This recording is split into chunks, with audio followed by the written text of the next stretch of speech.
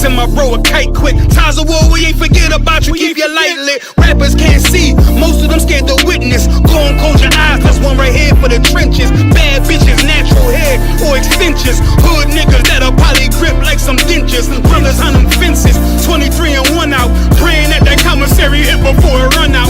Bitches on the gram, dog filter with their tongue out. Couldn't stay home because they found the dugout.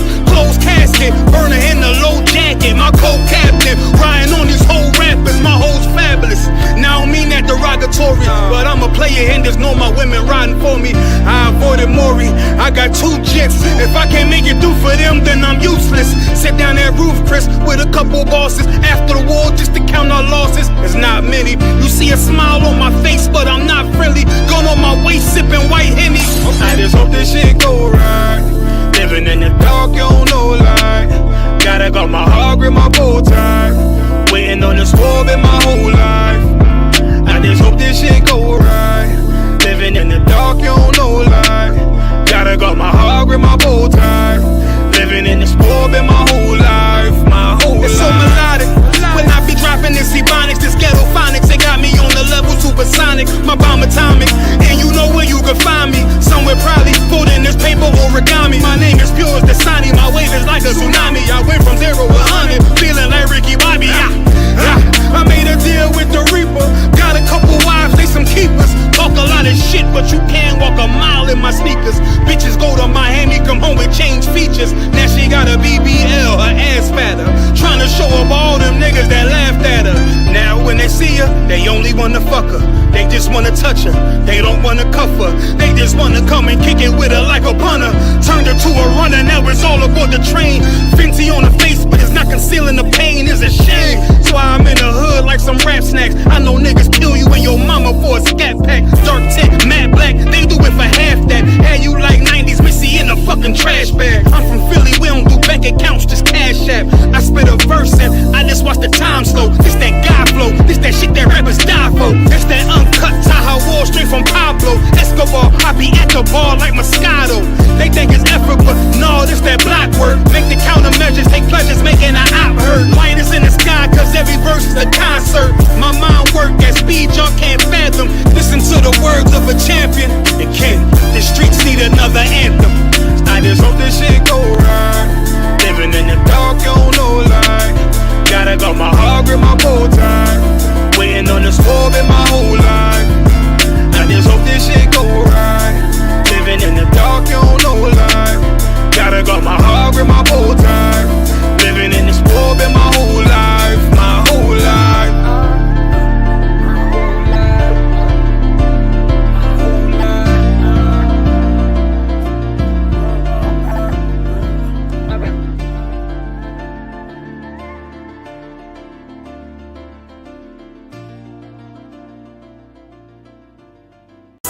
Alright, this is Rude Speech, man. We got Captain Tower in the building.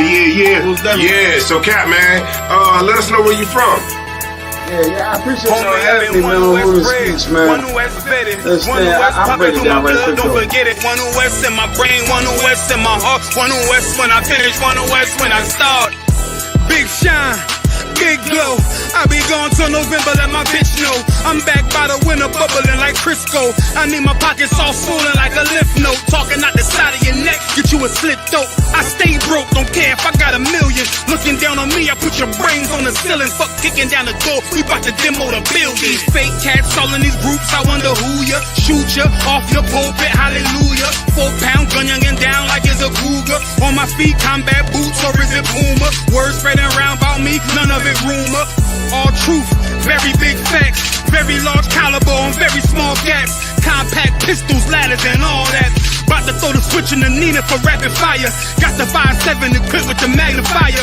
Boom shakalaka equipped with the rim rocker. We ain't really got beef, yeah, Ramak with a bin shot ya. The best rhymer since Pac and Big Papa. Big llama, big juice, I'm Big Jamba. Quarter tank of gas, I ride like a big timer. No informer, no sweat, not insigner. My conglomerate wreck like King Konga. No Asian pun me, no chink in armor. Remain calm throughout pain that bring drama. Stay focused on things that bring commas. Took all pressure, applied and made diamonds. Stayed true, kept shit pure, my name honored. Paid all dues and debts and kept promise. Make sure you show respect, pay homage. That I'm one West bred, one West vetted, one West pumping through my blood, don't forget it. One West in my brain, one West in my heart. One West when I'm finished, one West when I start. I said I've been one. You good, sir? All right, Shalom Israel's Isupk Chicago. Wednesday night scripture breakdown class. You understand? So obviously we're gonna see if there's questions in the room. If there's no questions in the room, we'll go to online, and if not, we'll just jump to it, my individual topics. So I believe there's a few questions online, so we can start with Car. I know you have one or two you want to get off. Come, it's just like a simple two-part question in Obadiah 1 and 1. Okay.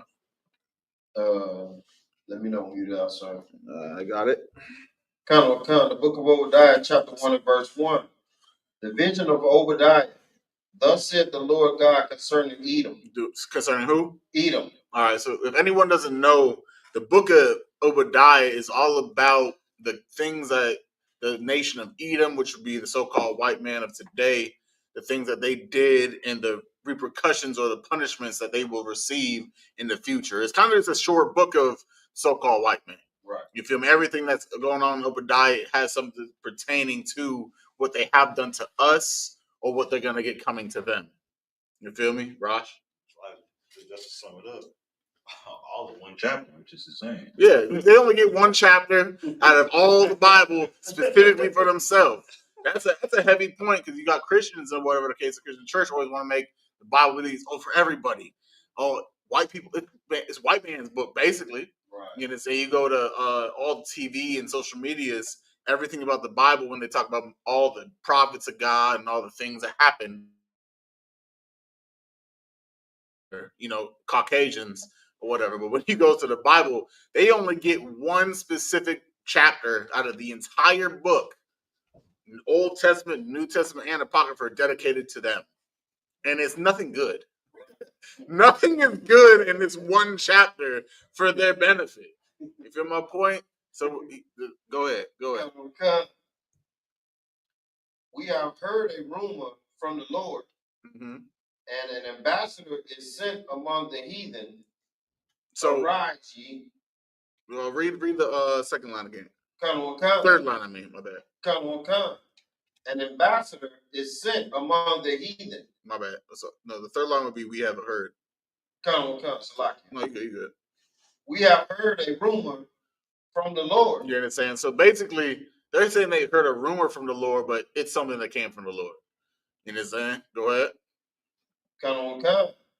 An ambassador is sent among the heathen. And a what? An ambassador is sent among the heathen. What is an ambassador? What would be today's term of an ambassador? So like that one, if I could. Yeah. Like a political representative. We have one mic, or we only have these two. So like that one, if I could. All right, you go ahead. Like a political representative. Yeah, political representative. Our politicians, someone, Democrats, Republicans, someone in a seat of power, even the president would technically be considered an ambassador. Right. Same way like Kim Jong-un, he's a dictator over what, North Korea? South Korea? No, it's North. It's North. Excuse me. Over North Korea, but he's still technically an ambassador, someone in charge of the people. You feel me? So it's saying, and an ambassador is sent among the heathen, meaning what? If he's among the heathen, what would be the breakdown of who he's for? So like I said, he's the heathen as well. Yeah. Well, he doesn't have to technically be a heathen. Remember, we just, yeah. So like, I think this is my second part of my question I was going to ask is like, being an ambassador, could that also be a so-called black person that sold out his people that's in that position of power? Exactly. So of course we have black politicians all the time that's rooting for America or fighting for the cause of the USA and the Star Spangled Banner. Right. For my point, but other than that, the ambassador himself is just a title. It's not like they have to be a specific race, but it says is sent among the heathen, right? Meaning he's a part of their cause. Right. You feel my point? So even if it's talking about an individual that's of their race, it could be. But it also could be Uncle Tom. Right. In the time of Obadiah, the odds are, I can't just, because they don't give a name, the odds are it would be of their own people.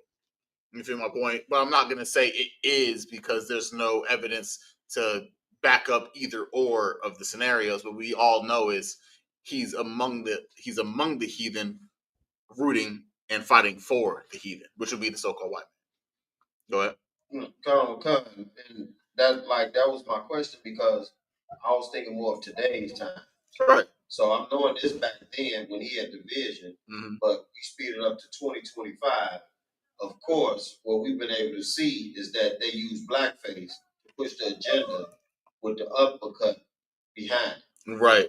So let's, for example, of course, we live in America. I mean us. Let's say in the UPK. Right. If you ever said that there was an ambassador sent among the heathen, would we even consider one of us? Live. So that would show you what? Up in here? In context of what we're talking about. You want me to give you a little more? Okay. So what we're talking about, whatever, is having an ambassador that's among the heathen. Right. We all know that an ambassador is just a title, right? Right. So if we say there's an ambassador among the heathen, could you even fathom it be one of someone in the truth? Live. So what would that give you the understanding about? Or of? What would that break down, or how would that simplify the context of who we're talking about? Because some people could say, well, it could be a black person, or I feel like I'm trying not to give you the answer, but I think I'm making it too hard to give you the answer. Meaning it's showing that it can't be fighting for us. Right. That's what I was trying to say without saying it, but I think I made it too complicated. Not lie, sir, if I could, but that clears it up for me. That's what I'm saying, because of the what I want to say, it's like they put so much sorcery behind the stuff that it's hard to figure it out. Yeah, no, you're right. So the ambassador is either someone that's of their people, which is, I'd say, like 98% the probability, right. But it could be one of us or another race that's just fighting for the cause of the land at that time. Right. Same way there's ambassadors that are Chinese that are in American seats fighting for America. Right. Even though they're so little, but the odds technically would still be there. But the odds are zero when it comes to someone in the truth supporting Israel. So the people supporting Israel, meaning the Black, Hispanic, Native Indians, could not be one of those ambassadors. Right. That's what I'm saying. There's this clear distinction of who they're fighting for and who they're not fighting for. Right. That's why I think I made it confusing a little bit in the beginning. That's my apology. No, a lot. But keep reading after the after the Lord. Come. And an ambassador is sent among the heathen. Arise, ye, and let us rise up against her in battle. And rise against who?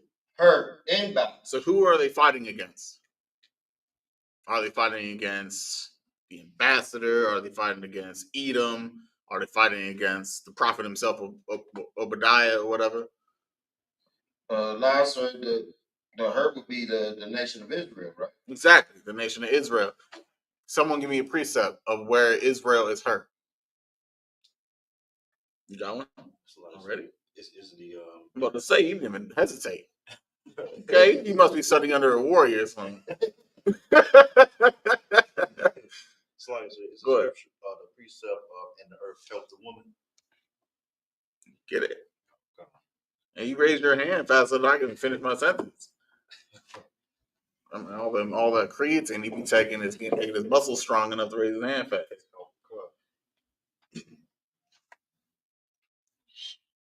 The book of Revelation, chapter 12 and verse 16.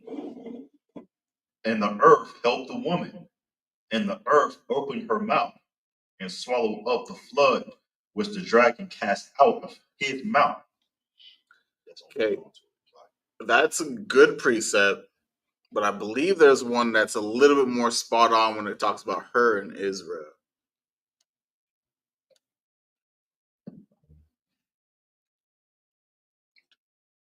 Let me see if I can grab it.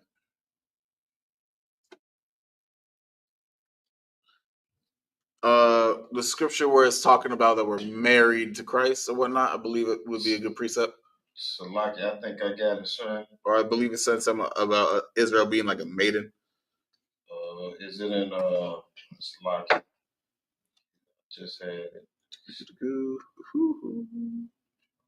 It's like, sir, would it be Revelations 21:2? Read it. Come.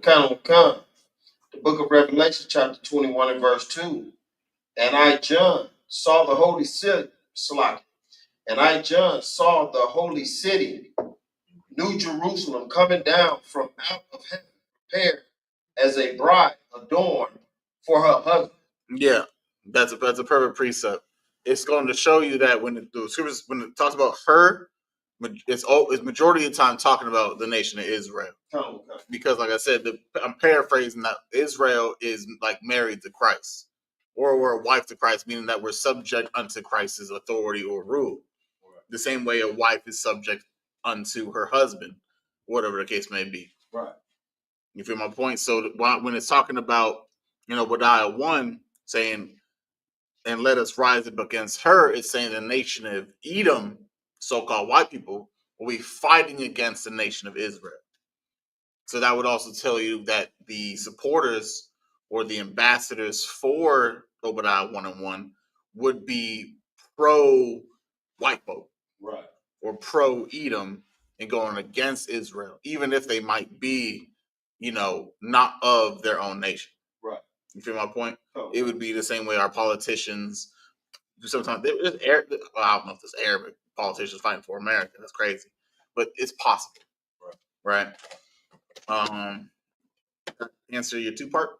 Come, sir. And did you have a second? Or was it just two-part? No, that was just the two parts to that one. No, you had another one earlier. Say for tomorrow about. Nope, I got the answer. Yeah. Of course. So like, if I could, like in the kingdom on the Sabbath, will we be served by the heathens on the Sabbath? Like, meaning like a regular day of being able to go out and enjoy festivities, and the heathens serving us on the Sabbath. No, sir, I work. Sabbath made for our rest. Okay. One more time, please. So, like on the Sabbath in the kingdom, right? On the Sabbath, like, when we go out, will we be able to go out and it'll be normal festivities for Israelites to enjoy being served by the heathen? Okay, so people, the question, whatever the case may be, is when we all know, at least in the kingdom of heaven, there is a commandment or a law that we don't do any servile work on Saturdays. Right, which would be the Sabbath day. And the brother's trying to see if are we allowed to have our slaves or whatnot, or just, let's say slaves. It's the best word because they're the lowest of the food chain or the totem pole. Allowed to work, let's say, at the movie theater or at the liquor store or somewhere that we might want to go to on our own day of rest. The same way on Saturdays in America, we don't slave unless, we have the option. We have that option. But of course, like, we're slaves. But are we going to be able to still go shopping for the things we want to go shopping for? I hate it. He's on the one brother asked the question has to be on Sermon. Ain't that crazy? You got that one too? I took it. So overall, the answer to his question would be no. We could not have those businesses or anything opened up for the people. You feel my point?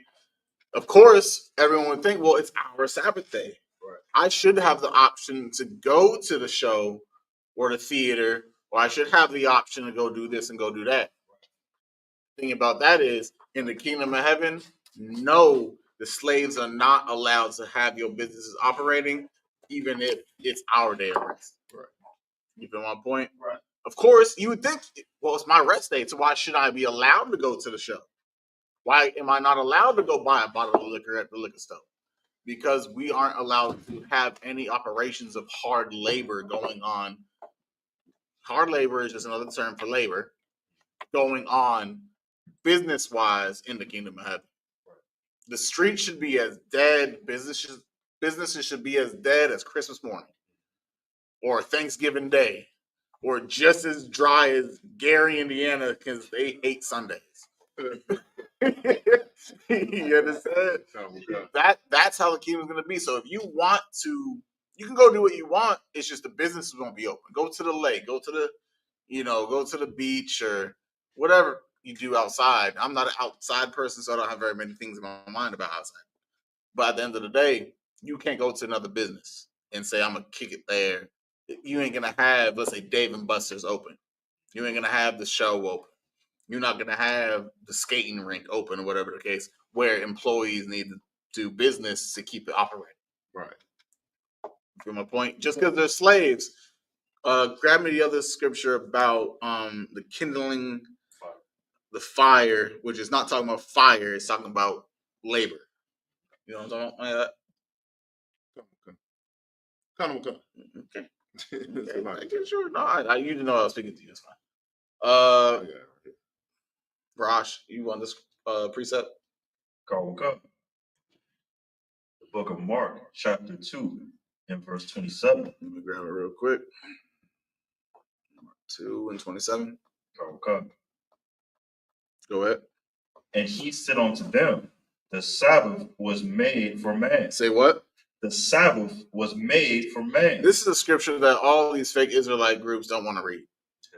This is one that they don't understand. Mm-hmm. They like to. I can't even say they misinterpret it. It's just that they just don't want to read it because this is too plain.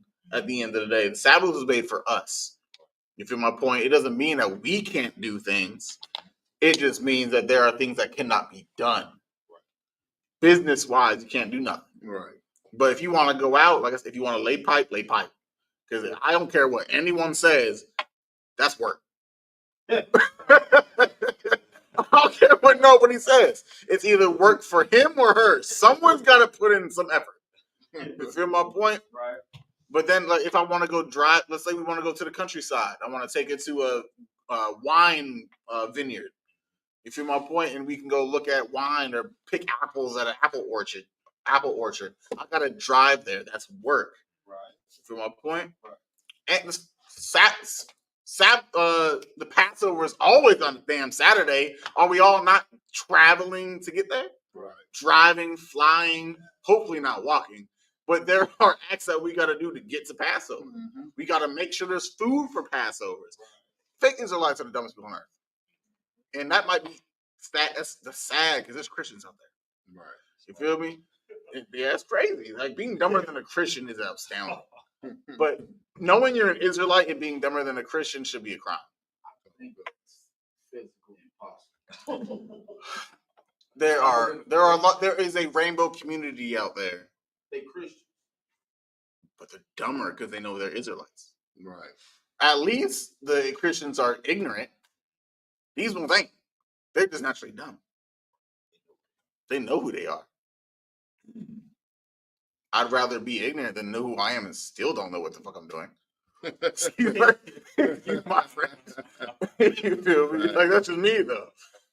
But at the end of the day, the Sabbath was just made for us so we can go do what the hell we want to do. Right. You feel my point? Right. Go ahead. The Sabbath was made for man, mm-hmm. and not man for the Sabbath. I mean that we're not supposed to just worship the Sabbath. Right. The Sabbath is made for us. We ain't got to go do nothing crazy. The reason we do the Sabbath service is just because we want to teach the people our language, our customs. But even in the kingdom, do you think we have any Sabbath service? No. Of course we don't. Because the Israelite customs should be spewing out the walls the same way Christianity is spewing out the walls. Mm-hmm. We don't got to do all that nonsense and teach the Bible. We should have to teach the Bible in the kingdom of heaven. We really shouldn't. Maybe the new one that's written about you niggas. You feel my point? Well, we can teach that to our kids. Like, hey, grew up with him. Right. You feel my point? I always thought he had the same spirit as this nigga, but we don't know. But I always thought it. That type of aspect. But at the end of the day, we don't gotta serve the Sabbath. You don't gotta do nothing special on the Sabbath. Right. Do what you want. Right. As long as it has nothing to do with business.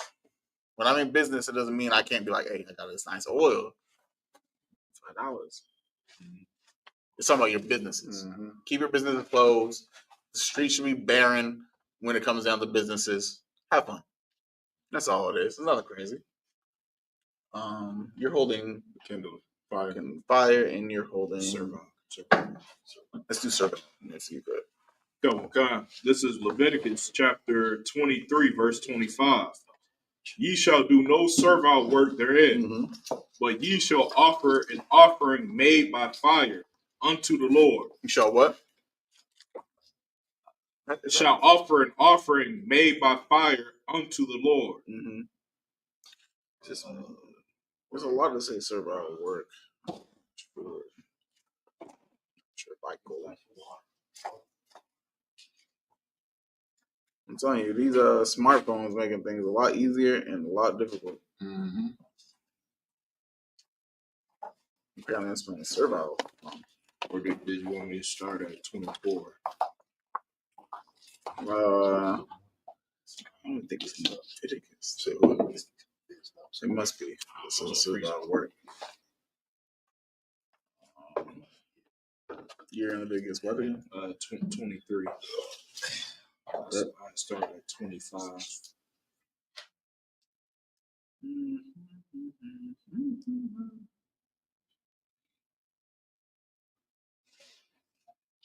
Yeah, I think that's it. I think I'm thinking of another scripture, but that still technically works. Sorry again. Go ahead. Come. This is Leviticus chapter 23 and verse 25. Ye shall do no servile work therein. You shall do what? No servile work therein. You know what servile work is? Anybody? Car. So like it, sir, like working when you shouldn't have to work. Like your job, like your regular job. Like work that's not enjoyable. Right. Okay, can someone hold Exodus 35 and 2? That's what Shaw? That's what I got, sir. Okay. Yes, you're right. Servile work would be like any type of hard labor or labor that you are employed for. Mm-hmm. From my point, it doesn't mean that it's just some random ass work. Right. Like if I want to go work on, let's say I'm building a new porch for my crib, I can do that on a Saturday. It's I can't be employing people through a business aspect saying I need a construction worker out here to do this. I'll pay him yada yada yada. You can't make that happen. From my point, Saturday should be a day with all businesses and people, if they want to get a little side bread, that's their own business. From my point, like let's say I was like, hey, oh yeah, I can mount your TV. Oh, let me go back your TV. Pay me later. Right. That's an offering. That's not a business that's operating. Right. If that makes sense. Right. Feel me? That's good. If you could, my Come, it's the book of Exodus. Chapter 35. Chapter 30. I warned him, and he got what he got. I know it was in the freezer. Yeah, I know. Yeah, that's funny. Yeah, I'm saying Helen over here. But in the book of Exodus, chapter 35, starting at verse 2. 6 days shall work be done, but on the seventh day there shall be to you an holy Sabbath. Sorry, a holy day. A what? An holy day. Where people don't realize, of course, some people realize that a Saturday is a holy day. It's something special that we all have. Why? Because the Lord took 6 days to create everything you see. You understand? Everything that's on earth. It took him 6 days. On the seventh day, he took a break. Right. It was over with. He said, screw it. I'm good. I'm satisfied with what happened. So we do the same thing. Right. We handle business during all the way from Sunday to Friday. That's 6 days right there. Handle all your personal business, all your organizational business. Get it out the way. And a Saturday, you should just take a rest. Right. You feel my point? Go ahead. A Sabbath of rest to the Lord. Mm-hmm. Whosoever doeth work therein shall be put to death. They shall what? Be put to death. Anyone that makes you slave on a Saturday, like go to work, do your construction business, go do work at Wendy's or McDonald's, whatever the case may be, they make it and force you to go to work on that day or you're going to get fired. Those individuals should be put to death. Right. Because they're not honoring the Lord's day of rest. That should be your day off. Of course, sometimes people get Wednesdays off. It's rare to get Saturdays off. You go apply for a job, they say if you're not willing to work on weekends, then you can't get hired. Mm-hmm. Why? For some reason, jobs want you to slave on Saturdays or Sundays. Okay. They just don't respect the weekend, even though everyone loves the weekend. That's why Mondays are the worst day ever. Fridays are one of the best days ever because the weekend is right here. Mm-hmm. That's why we all say, "Oh, good Monday, man! I'm so glad it's Friday. I'm gonna go to work tomorrow." That should be everybody. They say TGIF. Yeah, I don't know what they're saying. What does that stand for? TGIF. So thank God it's Friday. See, our supervisor says that every Friday in our group chat, and I never knew what it stands for. I didn't care what it stands for. I never go to work on Saturday. I knew the abbreviation was something. It always makes me think of TGI Fridays, like the restaurant. Like she going out every goddamn Friday. You white lady. Right. I didn't even know that. You're teaching me that. But I feel like that term has been out for a long time, and I'm just ignorant as shit, apparently. Excuse my French again. But that's crazy. Is that the end of that? No, verse 3, sir. Go ahead. That's when it gets to the kindle of fire. Yeah, that's what I wanted to ask. Kanawakan, verse 3. Ye shall kindle no fire throughout your habitation upon the Sabbath day. You should do what? Kindle no fire throughout your habitations upon the Sabbath day. We all know what these other fake Israelite groups and all these ignorant niggas or people be talking about when it comes down to kindling a fire. They think it means a legitimate spark or flame that you're not allowed to let burst into life. Right. Starve on this day. Yeah, today is the day of starvation. Every Saturday is supposed to be a feast of atonement or a day of atonement. I would suck every week I couldn't eat. It would be insane. Well, Salaka, sir, one thing I've seen them all do, they meal prep, so they make cold cut sandwiches. They sit there and eat cold cut sandwiches and cold food that they made the night before. They'll make the food Friday before sundown. Hey, and that's what they're gonna eat Friday night and all Saturday. They don't even microwave. Can't use the microwave. That's fine. Right. They eat cold cuts, so they eat cold meals that they prepared the day before. Sounds like Raj. There's like on my page that use the microwave. You cook. Yeah, see, they breaking their own rule. But that's kindling the fire.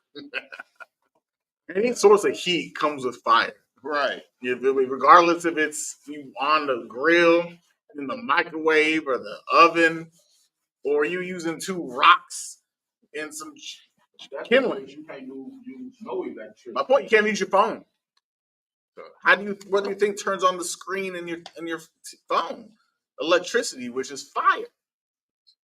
It's like, sir, I've heard stories of these fake Israelites with their families. They don't drive nowhere.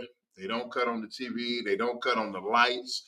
They don't. In the wintertime, they don't cut on the heat. It's a morbid day. Yeah, they literally they're sitting there with their wife and their kids, but by themselves, Friday night sundown to Saturday night sundown in the dark, eating cold cut sandwiches and cold food because they can't kindle a fire on the Sabbath day. It's a lot. All right, you gotta walk to Subway. That's all you get, or Panera Bread, or get a salad. That's all you're allowed to eat. They can't buy or sell on the Sabbath day, so they can't get no Subway. That's shitty. Imagine if you got paid on Saturdays.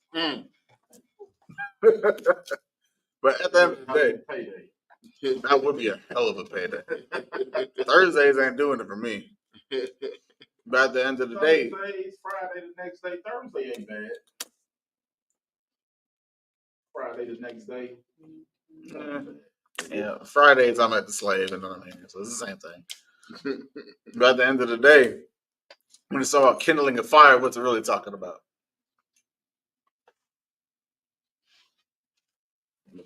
This is just another way to say work. What is it? Why? Give me the breakdown.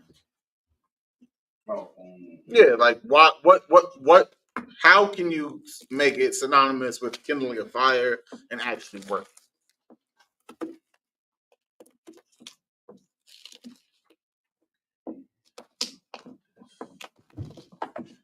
Now, just think, it said you should work 6 days in, so we're already 6 days in of work. What does the kindling the fire on the 7th day make, considering the topic of working or context of working? If I answer the question, It's just saying you should. It's just saying don't work on this day. You should rest. Right.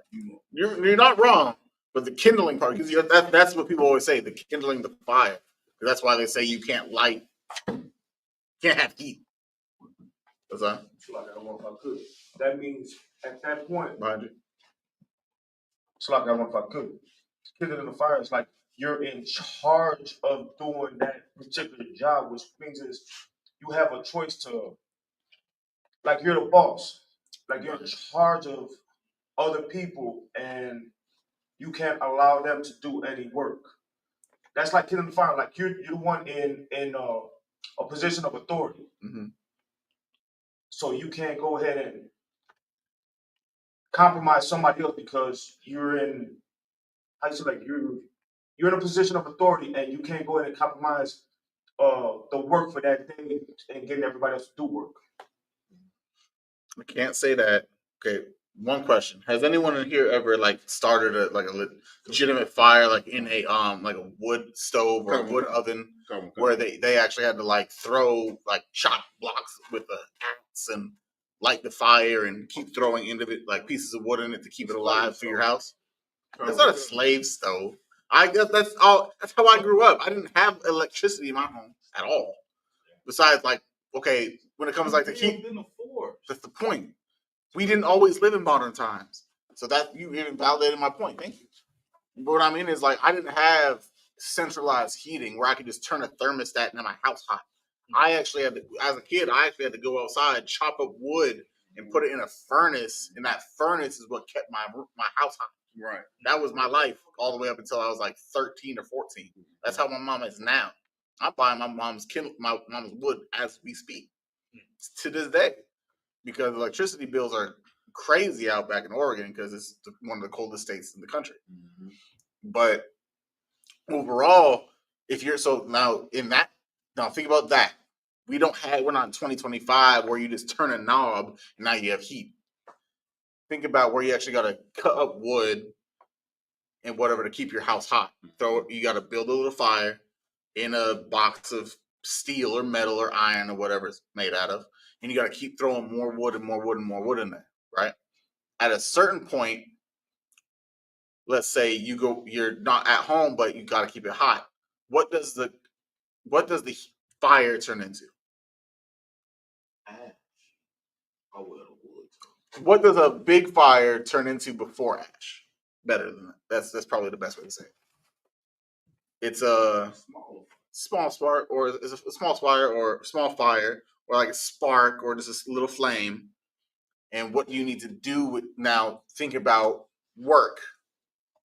You are that fire. You are that flame. Let's say you are the flame. You got a whole bunch of wood on you. Now you big and strong on Monday or Sunday, whatever the hell the case may be. You big and strong. You bursting with life. You haven't got no more fuel or wood on you, and you're slowly dying down. Right? Are you with me? I see the confusion in your face. Where are you lost? It's like I don't know if I could. Does that mean on that day you're not supposed to do no work as in physical work, but you could go ahead and have that already in place before the Sabbath? So we're not necessarily talking about the work itself. We're talking about the kindling the fire. So see, like I said, in modern times, a lot of people don't know what's kindling. Does anyone know what kindling is? Start. To start a fire. Kindling. That is not that. It's used to start a fire, right. But what is kindling itself? So kindling would be chopped up wood. Yes. You gotta keep it because you got wood. Yeah. Because I say chopped up wood, I could chop a whole tree down. It's technically chopped up wood. You want to say small little bits of wood. I mean, like a whole bunch of wood the size of like toothpicks or wood shavings. Like wood shavings and stuff like that. You can't just start a fire with a brick of wood. You can't. Unless you have like a flamethrower. Like if I put a lighter up against a brick of wood, is it gonna light? No. You need smaller itty bitty pieces of wood that are flammable so it slowly spurts into bigger fire. Then you can throw a bigger piece because the fire is big enough to light the bigger piece. If that makes sense. I feel okay. No, I need to start doing wilderness survival trainings in the school. Not in the school. No, in the school. In the school. We're gonna be in the wilderness after World War III, are we not? No. What I'm saying is, you don't want to start a fire again. That's what I mean. It's like I'm crazy. You know what? Yes. It's like when they kindle fires with shavings. There was a little shavings. Exactly. Shavings. Right. So now, if you only have shavings and your shavings have been working nonstop, what are you going to want to do? In the sense of shavings being people. I feel like I'm losing them. I'm losing myself. You want to give the shavings rest?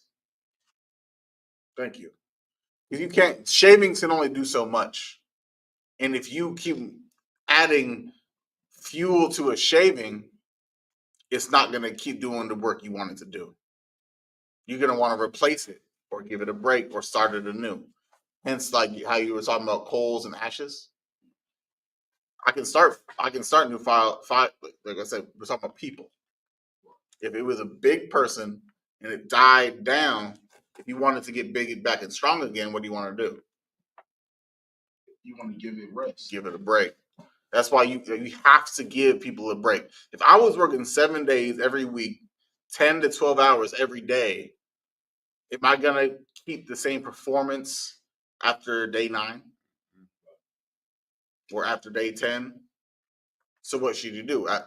You have to need a day of rest. Right. I know a brother in the school in Chicago that's slaving 7 days a week, and he is suffering.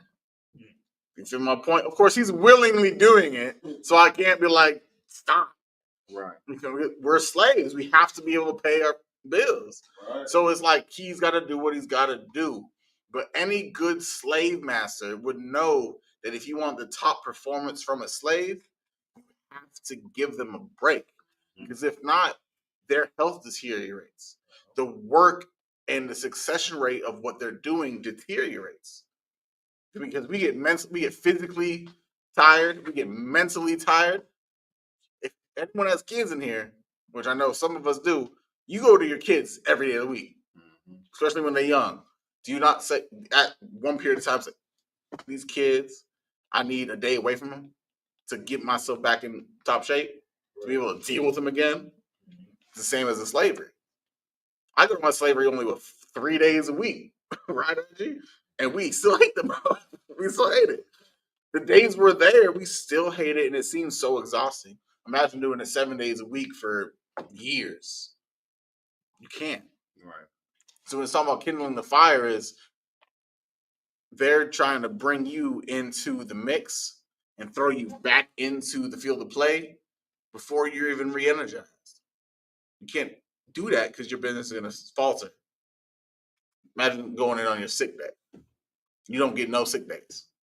When we were in slaves and physical chains, we didn't get sick days. Right.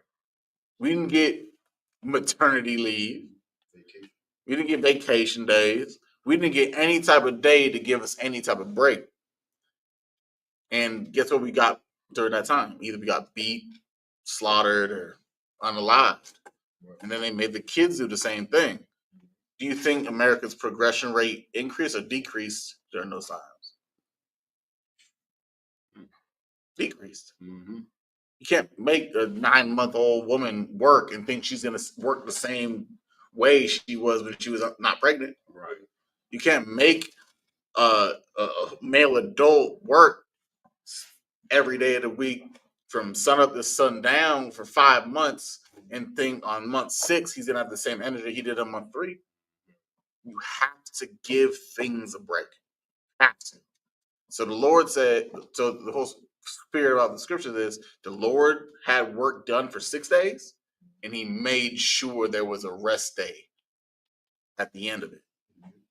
Then you start again on Sunday. Of course, no one wants to work 6 days, but if Christ and the angels could do it, then technically, I guess humans could do it. So like is that also pertaining to like how the Lord said the land has to prepare itself on the 7th year? Exactly. Like that's the whole point. Like I was talking to my wife about I got you, and you had your hand in the bread. Yeah. Okay. This huh? That's like the same. Reset what you said so you can drop a memory of what you said. Repeat what you said, please. Oh, I was saying, is that also like pertaining to like the earth when the Lord said on the 7th year the land has to rest? Yeah, exactly. Thank you for that drop of memory. I was talking to my wife yesterday about the exact same thing. Is like people hate the rain. I don't think there's an adult that truly loves the snow for real.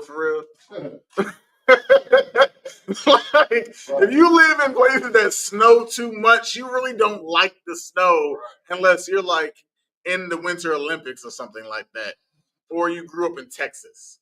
So a lot of people just don't like the snow, but we understand every type of season suits a purpose. I still have yet to understand what the -2 degrees suits, but it has to suit a purpose. The Lord didn't do everything just for nothing.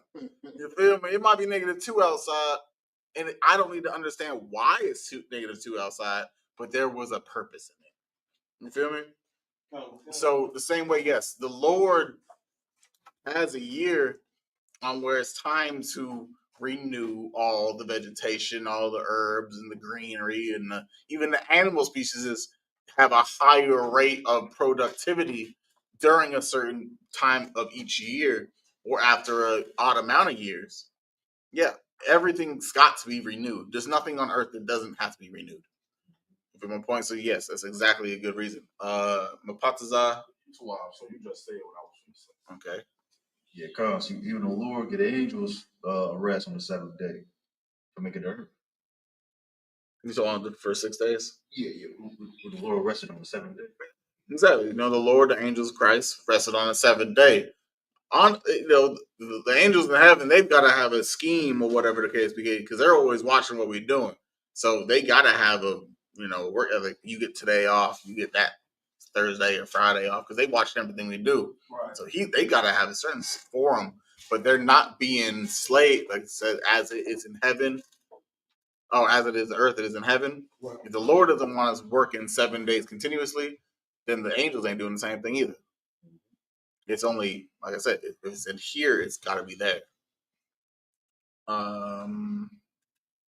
Is that all I was holding? I think that is. It veered very far off the point, but it made sense, I hope. Not lying, so it kind of like it's still on the point, really. Appreciate it. You know what I'm saying? So like it's just more clear about you just went deeper into it, but it was still on the point. All right. So it makes sense though for you, right? Come. All right. What? And Varash, you had the other question? No, it's like so you gotta answer my question, remember? Oh no, it's like No, I did not. I thought you did. Because your question wasn't with Mark. No, lie. So it was Ecclesiastes 5, verse 1 and verse 2.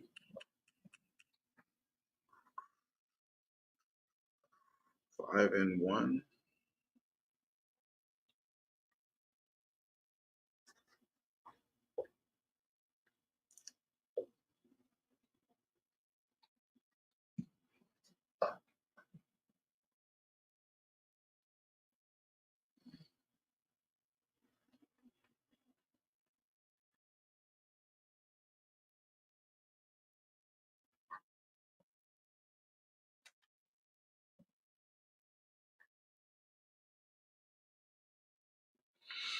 So for verse 1 of Ecclesiastes 5, let's start in Ecclesiastes 4.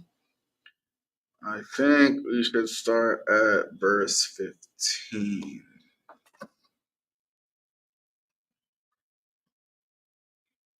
Khan. This is the book of Ecclesiastes, chapter 4, and verse 15. You read 16. It's like verse 16. There is no end of all the people. There's what?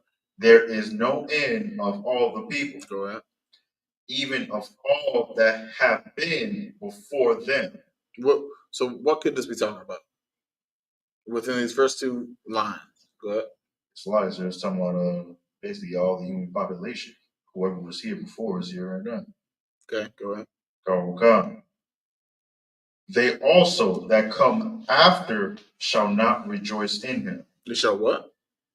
So they also that come after shall not rejoice in him. Who are they talking about? It's like, so this time about people not going to rejoice with Christ. Yeah, Christ and the Lord at the Right. same time, because they're the same thing. Go ahead. Khan. Surely this also is vanity and a vexation of spirit. Meaning?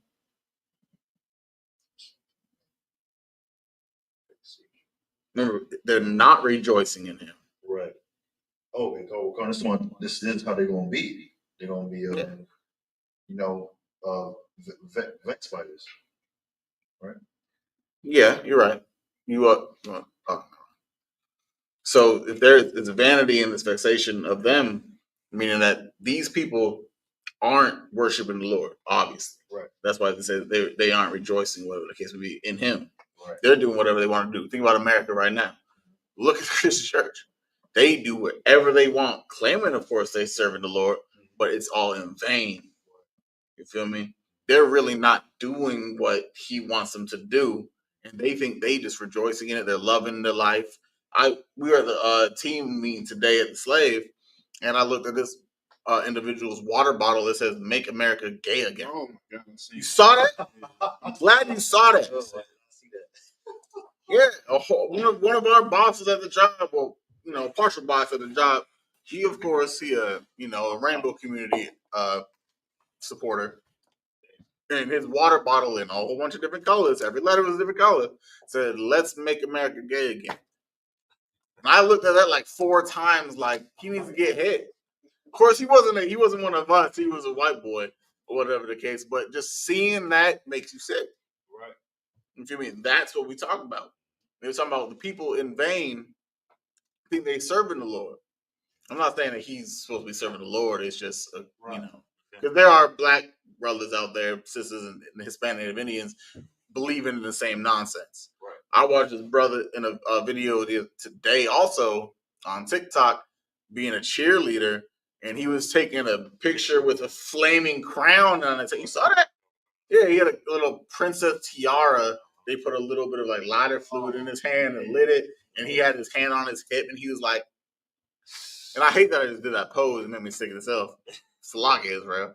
But that's how he looked. And he saw the picture, and you know how women be like, they fan themselves with their hand. He was like, "Oh my God," and started fanning himself with his hand. And this is probably like maybe a freshman, maybe an 8th grader, but a boy. You feel my point? This is what we're talking about when in the scripture talk in verse 16, in vanity and vexation of spirit. Like the spirits are nasty. Right? And I go to verse 5 and 1. Khan, the book of Ecclesiastes, chapter 5, verse 1. Keep thy foot when thou goest to the house of God, and be more ready to hear. Okay, so what could these 2 lines be meaning? Keep thy foot when thou goest to the house of God. Like knowing your place. Like keep thy foot when thou goest to the house of God, meaning like stay in your lane. You stay in your lane. Like don't step out of place. Every say you crossing the line. Right. The only way to cross the line is take a step. You feel me? Captain Zarya coined the phrase. You feel me? Cross the line. You feel my point? So that's what it's talking about. It's like know who you are when you in a certain scenario. Like, don't cross the line and be ready to hear me, and stop trying to be places and stop trying to gain. Like, stay in your place and learn. Right. This is like even like how we always tell troopers or young men, when you're around higher ranking men, what you do? Stay where you are, shut the hell up, and just listen to the jewels around you. Right. Don't try to be the life of the party. Right. Whatever the case may be. You feel me? So this is where the contest is going. Go ahead. Come, and be more ready to hear Mm-hmm. than to give the sacrifice of fools. To do what? Than to give the sacrifice of fools. Read on a little bit. Come. For they consider not that they do evil. Okay, so then to give the sacrifice of fools, for they consider not that they do evil. Where are we going? Is this saying like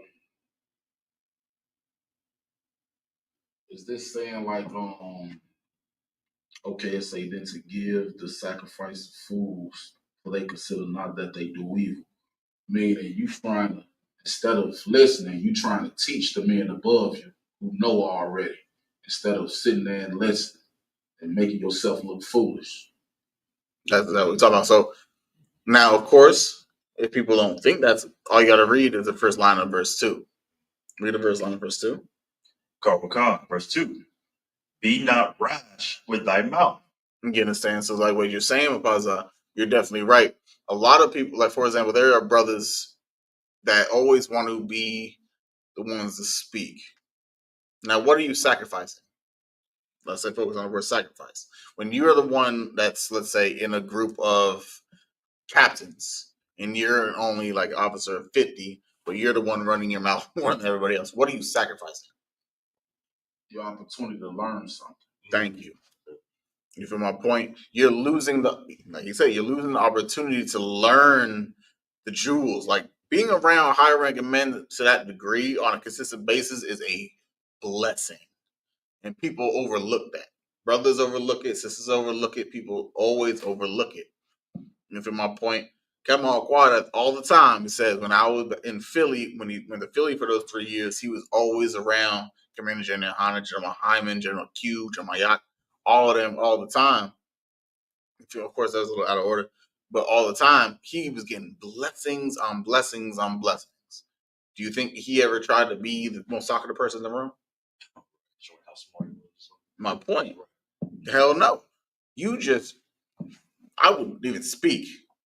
Even when General Hanna's around, General Hyman around, or any of the generals are around. Even now, unless they ask me something, I'll be like, I used to drive them around all the time. Now that's IG's job when they're in town. He gets to drive them everywhere. You feel me? Of course, but that is, of course, no one ever wants to be the chauffeur. But that's actually a blessing for real, for real. You feel me? Before IG became head of Shamar, I used to be driving the generals around place to place. You feel my point? And I was on Shamar. We really didn't have a Shamar department back then. I'm talking, this is when I was like 1,000 or 500 or whatever. But that's blessing. When they ask you questions, cool. It's fine, dandy, have a conversation with them. But you be in the whip with 2-3 generals, they just be talking. They don't talk about the worldly nonsense that we see and talk about in the world. Or even with other people, in general. They be talking about some real things.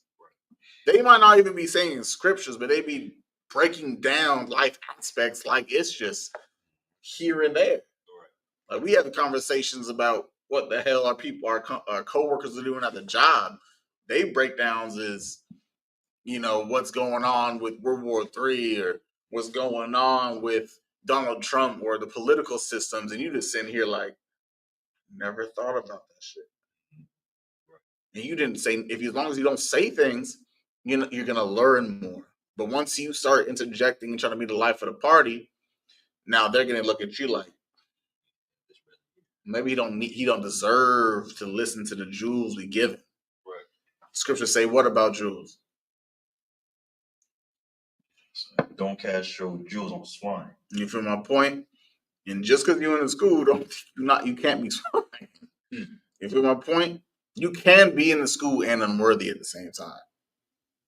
It means you really ain't in the school year here for appearance sake. And sometimes it's the case. You're gonna get weeded out eventually. You feel me? So that's just how it goes.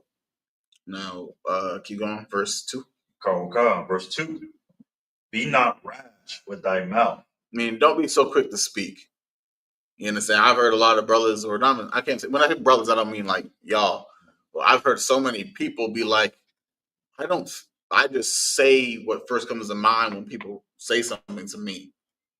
Have you ever watched, I don't know, you watch anime, you've watched anime, who has not watched anime or any type of like a animated show or like a Japanese speaking sitcom or show?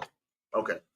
So a lot of the times we watch either anime or something like that, they will give you, they'll hear something from whoever on the show, and before they respond to the people, you'll hear their inward thoughts, thinking about,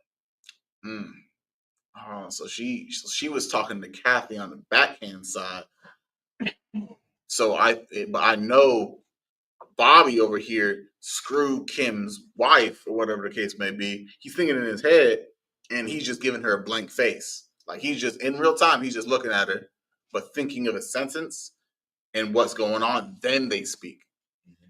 A lot of people just speak right after the other person ends their sentence, or they try to start speaking before someone else finishes their sentence.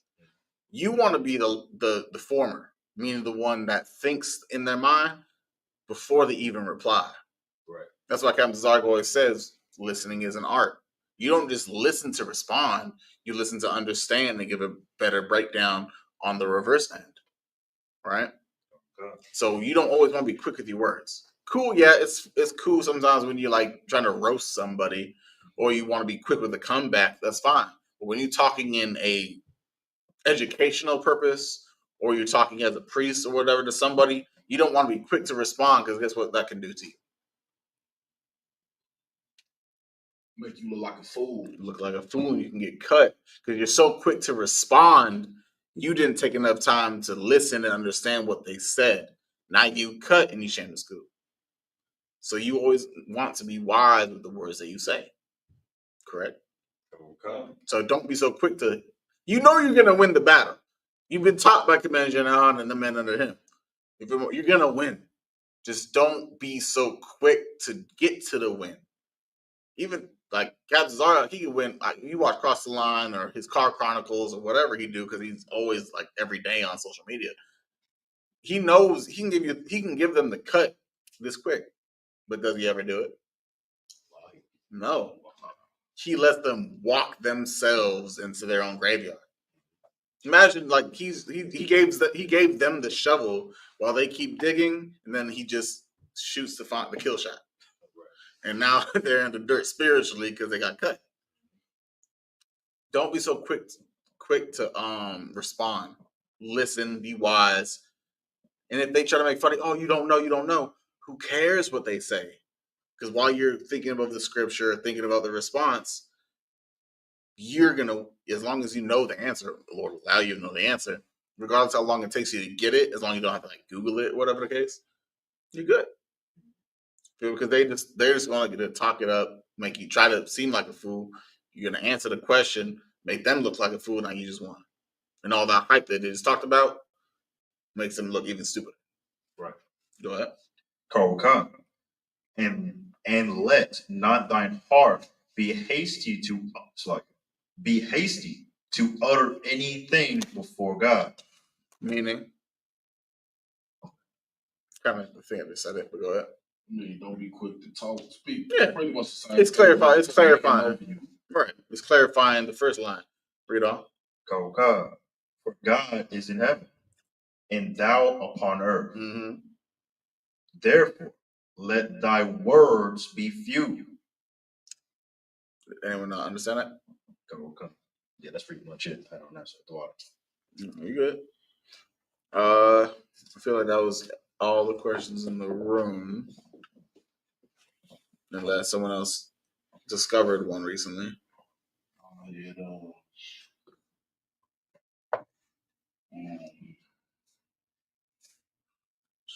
Isaiah chapter 10, 1 through 4. Got you.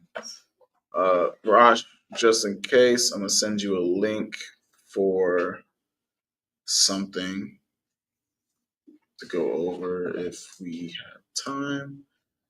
So Isaiah 10, 1 to 4. I feel like I like Isaiah 10. I feel like it talks about a lot of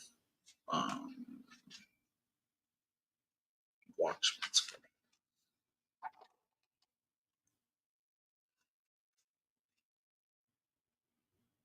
You want a general breakdown, or is it a specific question? No, just a general breakdown. Go ahead. Whenever you're ready. Yeah, you're good. Isaiah chapter 10, verse 1. Woe unto them that decree unrighteous decrees, and that write grievousness which they have prescribed. Okay, so verse 1. Woe unto them that decree unrighteous decrees. Raj. So this screams a Christian church. Yeah, this is prime real estate for them. How so? Because unrighteous decree is like saying the law's done away with, right? Right. Unrighteous decrees, any order or advice or anything given that has anything to do contrary to the Bible, anything contrary to the laws, statutes, commandments, is saying unrighteous decree is saying God loves everybody, right, or you need to love everyone equally, or it's okay to be gay and all this nonsense. A decree is just something that was said. Majority of the time, it's an order was given to people, right, but obviously, woe unto them and say destruction and punishments coming upon them. That's what woe means. And then it goes on to say, and that right grievousness which they have prescribed. Meaning what? Yeah, this is out of their own mind. They prescribe it. No, you're right. Pause that. I was going to say, it's saying they write grievousness which they have prescribed, meaning they make unrighteousness a law as well. That's exactly the whole point. That's why I said the word right. The spelling of the word right is what you want to look at too. I mean, they writing laws that make it as if you have to be unrighteous. You feel my point? Like there are laws in how the Christian church talks about whatever the case would be that makes it as if you have to keep on sinning. Right? You feel my point? Loving everybody. What does that mean? You're going against the law. Right. Because if you love your enemy, which would mean the other races, you can't love your own people. Right? Read on to 2. Verse 2. To turn aside the needy from judgment. To do what? To turn aside the needy from judgment. Mm-hmm. And to take away the right from the poor of my people. Go ahead. You can finish first. That widows may be their prey, and that they may rob the fatherless. So before we break down the entire scripture, does anyone know the context of what is being done? It's like it's some judgment on Israel. Yeah, okay. I can see where you're saying that.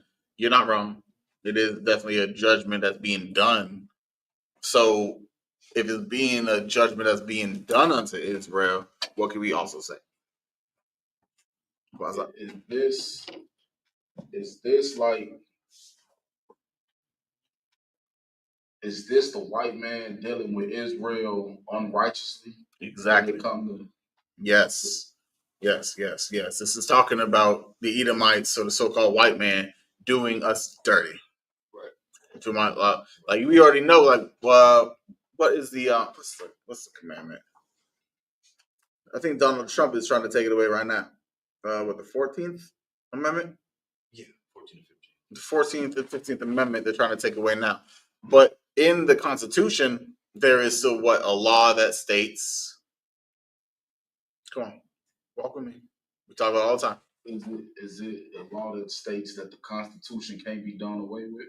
No, we're talking about us specifically. That black men are still It's like it's a 3/5 of a man. 3/5 a man. So then we're technically not citizens, Right. right? So that they can do what they want to do. And then there's the other. I think is it the 14th Amendment? Could be mistaken on my amendments because there's too many of them. But then there's the other one that's going over saying that if you are a criminal, then you are allowed to be conducted to do free labor, which would be the prison systems. To my point, they create laws to subjugate us to free labor or easy access to put into the situations to do free labor. Right. Like, why do you think California? Who do you think was fighting the fires in California? Was it just a fire? Y'all know this. What happened in California? What 3 weeks ago? Oh God, that was not too long ago. What was happening? Is that? They were getting people. They were getting brothers. They were getting people from the jails to go ahead and fight the fires for California. Right. They were getting the inmates, which is insane in itself. The inmates to fight the fires in California instead of, well, I wouldn't say instead of, but alongside the actual firefighters that were trained to do so. Now, the prisoners that were fighting the fires, do you think they were given the gear to do so? Why? Because it wouldn't be free labor if you gave them $1,000 suits. Because the odds of them succeeding in fighting the fire in $1,000 suits and not knowing the training in itself means what? They'd probably still die. Right. So if you know someone's going to go into a fire trying to fight it, and the odds of them succeeding are oh so slim, would you give them the gear to survive in it when it costs you bread? When you're a money focused on money? When you're a kingdom focuses on finances? No. I sure wouldn't. If it was the slaves that were doing the fighting, I wouldn't give them the right gear to do so. Well, technically we would because we're not disgusting criminals like the so-called white man. But overall, from my point,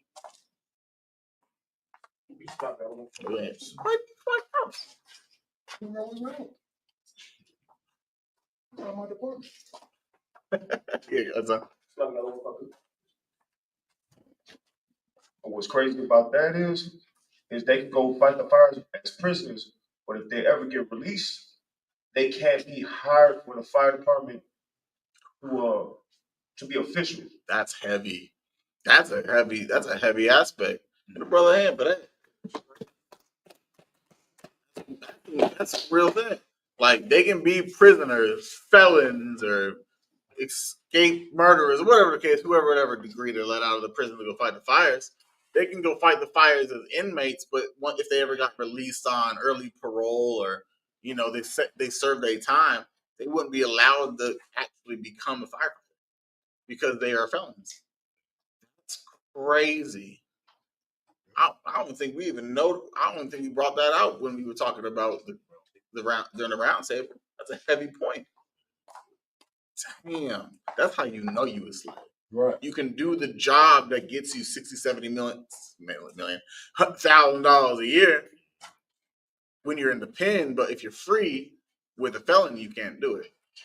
That's wild. You get paid 25 cents an hour, but when you're getting paid 30, you can't have it. That's wild. Keep reading.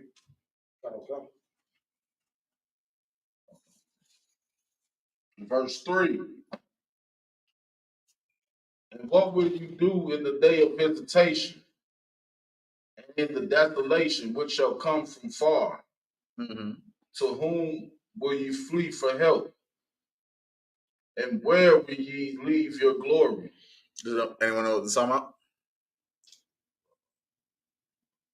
Is this saying to Esau like you doing, you being unrighteous to Israel, But when I come, when Christ come and the angels come, then what? Then Right. what you gonna do? Yeah. But who is this? Who is this specifically talking to, though? When it says, "And what will ye do in the day of visitation, and in the desolation which shall come from far"? Who is this talking about? Is this talking about the oppressor, or is this talking us? My God. So they'll be talking about in 70 AD when Jerusalem fell and we got taken into slavery. Well, it's not just that specific time era, but this. Yes, it's talking about us. You get my point? Why and how is this talking about us? So that'd be when they said to come from afar and the desolation. That's talking about we. It's like our current oppressors came, and would they be saying when they hunted us down and took us off the shores of West Africa? I apologize. It's not talking about us. Okay. Because I know you just walked in. Can you read verse 2 again, and then we'll go back into 3? Isaiah chapter 10, verse 2. To turn aside the needy from judgment and to take away the right from the poor of my people, that widows may be their prey, and that they may rob the fatherless. So, yeah, this is talking about the heathen doing crimes against Israel. Come. My point. Now read 3, please. Verse 3. And what will ye do in the day of visitation? Yeah, what does this mean? What day is the day of visitation? When Christ come back, right? Yes. Keep reading. Confused me for a second. Yeah, that's what I said. I had to reread it. My yard over here making good points and made some sense. And in the desolation which shall come from far, to whom will ye flee for help? And where will ye leave your glory? Ooh-wee. So now when it's saying, to whom will ye flee for help? What's it saying? Who is it talking to and what's it saying? It's talking about Esau, and he's saying, when Christ comes, who's going to help you? Where will you go for help? Right. Where are you going to go? Who's going to save you? That's a rhetorical question. No one's saving them. Right. They don't have nowhere to go for help. They got to go to Trump. They got to go to Elon and Hitler and all them. Right. None of them can save them. That's why I said, where you going to go? Right. That's the same way as what Jesse Jackson said to Kunayala that one year. When he was like, man, we got to turn back to the Lord, or we got to get out of America. Jesse Jackson was like, well, where are you going to go? You understand? Like, knowing damn well where you go don't matter. Right. It doesn't matter where these folk go. You feel my point? Imagine back in the time when it was when Cain killed or unalived Abel. What did Cain say? Spiritual, right here. Spiritual. He when he got when he was told to leave, he was saying, "Where will I go? Anywhere I go, I'll be killed." Yeah, you see the point. That's the whole thing. It's just a different time era, same issue. Cain, so-called white folk, the reincarnation of Cain, which would be the so-called white folk, the progenitors. Right. You know, and they don't have nowhere to go because everywhere they would go, it's time for them to get dealt with. You feel me? The Lord gave him enough mercy in itself, which is unfortunately, predicament we got put in, but it is what it is. Right. We did it partially did it to ourselves. I ain't gonna say the whole error is on us. The white folk just obviously took it too far. Right. But yeah, they can cry and plead, and it don't matter. They don't have no glory waiting on them.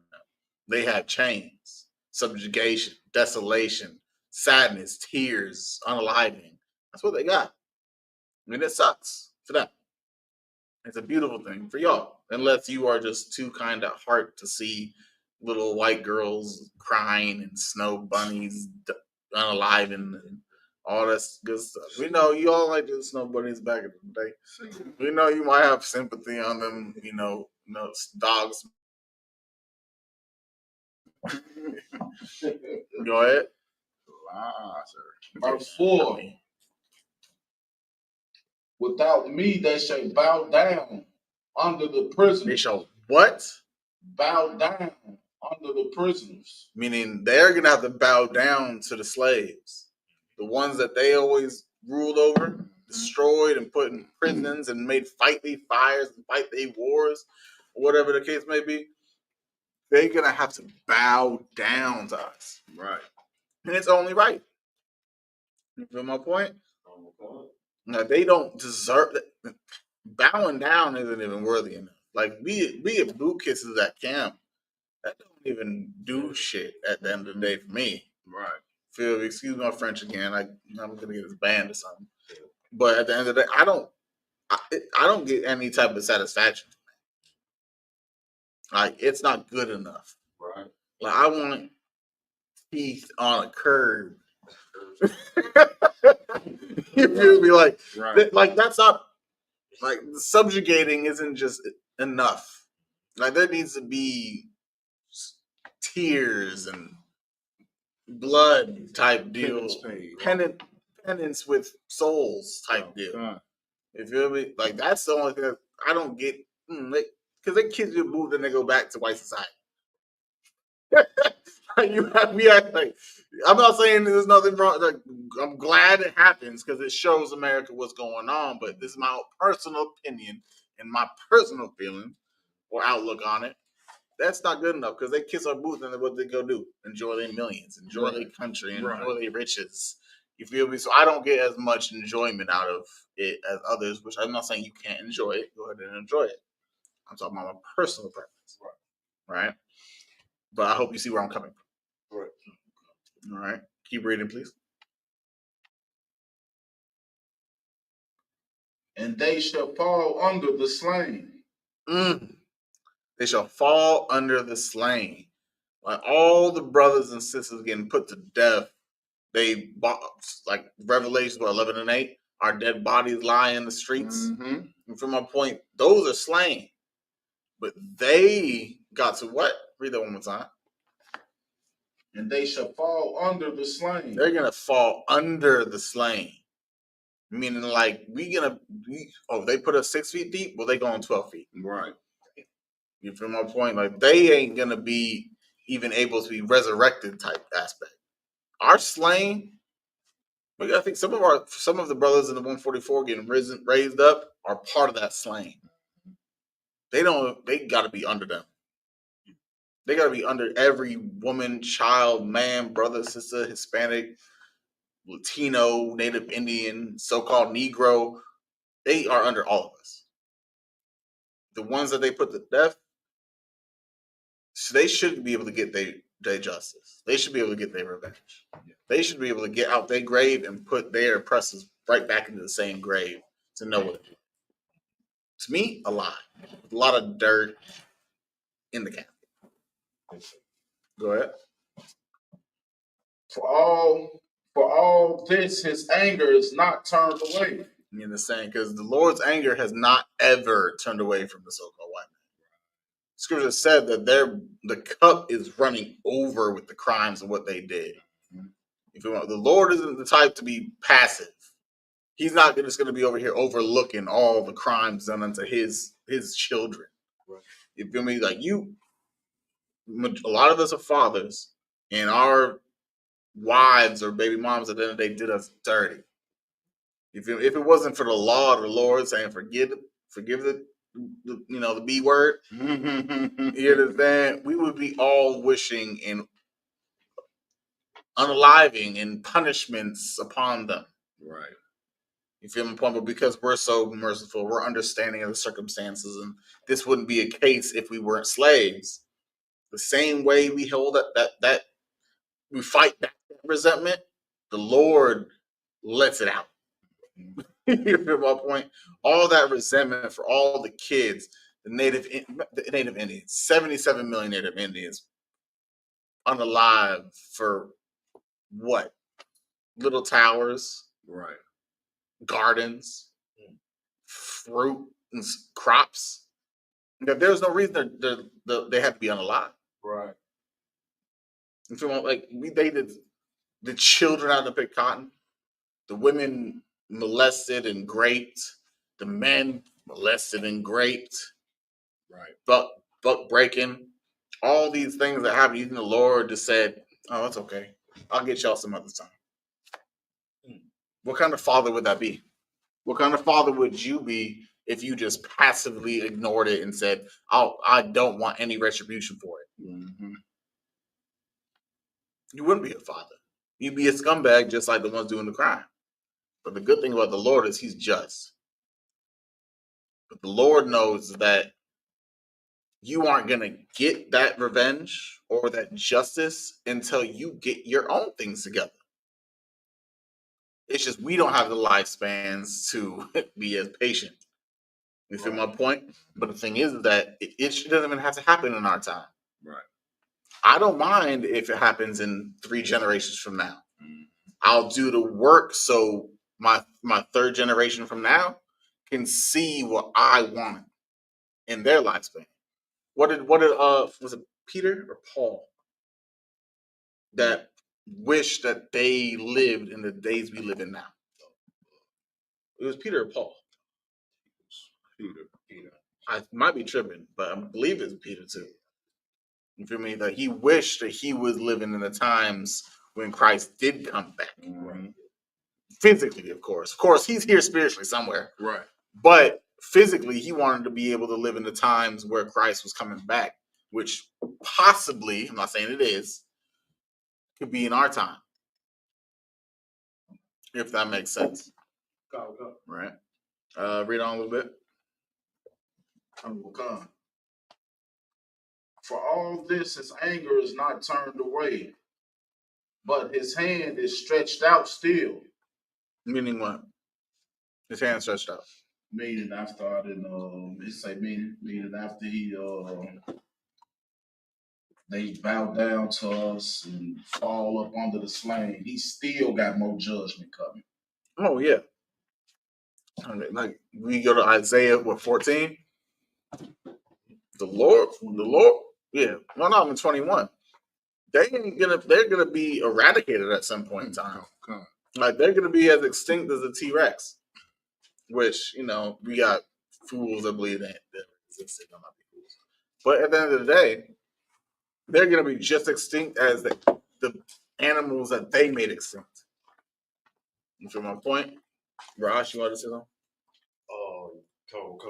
Other than that, too, sir, with my hand stretched forward, I'm paraphrasing. Does that mean the Lord still offers that help? Yeah, he's always going to offer it. The Lord has almost always offered his help to us. Mm-hmm. You feel me? There was only one time where we did not get it. If anyone knows what that time is. Mapaza? I was going to say, I don't think he said he offering. Is this saying he offering us help in this? What I'm looking at is, I believe, this is what I believe, Slack. And this, this say after all this, but his hand is still stretched out. Is this saying he's still stretched out towards the Edomites, right? Like in judgment, of course. So, okay, I'm not saying, overall, the Lord's arm is still stretched out for us always. Oh, yeah, of course. That's why I said yes to him. But when it comes to this individual scripture, we have to talk about, he's talking about judgment. So his arm will be stretched out how? Punishing the Edomites. Yeah, in a punishment aspect. You feel me? Because then you go all the way to verse 5, it's all about his anger and his rod, which means what he delivers punishment with. You feel me? Did you see it? Did you want to keep going? Or did you? Okay. Anybody else? I guess we got 30 more minutes of anything. Topic. Cool. Rosh, you got what I'm saying? Okay. So, with that, we're going to go into one of the stories I saw earlier this week that made me angry. This irritated my soul. And not go over this shit pissed me this, we'll talk about this on Friday. I guarantee we're going to talk about this on Friday, but this just irritated just out of me. Like, I know our sisters are wicked monsters under the white man, but this is just taking it to a different degree. Like we know black women can be monsters, but this is different. Different. This shit, I'm the Esau ain't got nothing to do with this. Can I get? Yikes. Yeah, you see this? Mm-hmm. This is nasty, man. Oh, I didn't see that. Can you read this? Man. Michigan woman arrested for abandoning her 3 kids for 4 to 5 years in disgusting home while she lived in another place. So to give you a breakdown, there's only so much on this specific post. Can you slide to the other slide? I want to see what it says before I give the scoop. I think it's just a picture of her looking naked. Okay. So the story about this sister. So she had her kids. I believe it was 2 or 3 children. She left them for 4 to 5 years in her apartment complex. Of course, she paid the bills. She showed up once a week to drop off some food and left again for 4 to 5 years. 4 to 5 years. These kids, I'm telling you, like young kids, like they obviously weren't even old enough to be in school for real. She left them food. She dropped off like bags of groceries or McDonald's or whatever the case may be. She showed up once a week for 4 to 5 years. And then she finally got caught because she stopped paying the bills on the crib. And people showed up to, remodel their spot. And they found the kids in the crib. Once a week, she just drop off a gang amount of food. That's wild. Like, we know parent neglect is something that exists. But this type of degree is like, we know people can be pieces of trash or alley cats, like the general like to say. But she's one of the worst of the worst. Like, she couldn't just leave them on the front porch of a firehouse or just give them up for adoption. Like, there's so many options, which I'm not saying they're just, but it's better than just leaving them in a crib like that. Look at the toilet. Man. Look at the toilet. I saw the whole crib. I saw way. Yeah, I'm saying there's more. There's so much more. Way more pictures than that. Can you look at a little bit more? Yeah, just make sure. Yeah, you can type in part of the degree. Yeah, she deserves to rot. Like, yeah. Period. Like there's only so much blaming of the so-called of the oppressor that we can justify actions like this. Right. And when I mean justify, it's not like it's ever right, but like how you can't say, yeah, we're being oppressed, we hate our kids, but you can, but to that degree is insane. Yeah, that's to that degree, that's strategic child abuse. That's not just I'm only there a period of time or whatever. That's strategic. She was only there. She made sure she was there enough to feed them and to not let them out the house for 4 to 5 years. Crazy. You have to have some type of brains behind that. If you'll be like, that means the neighbors had no idea about the kids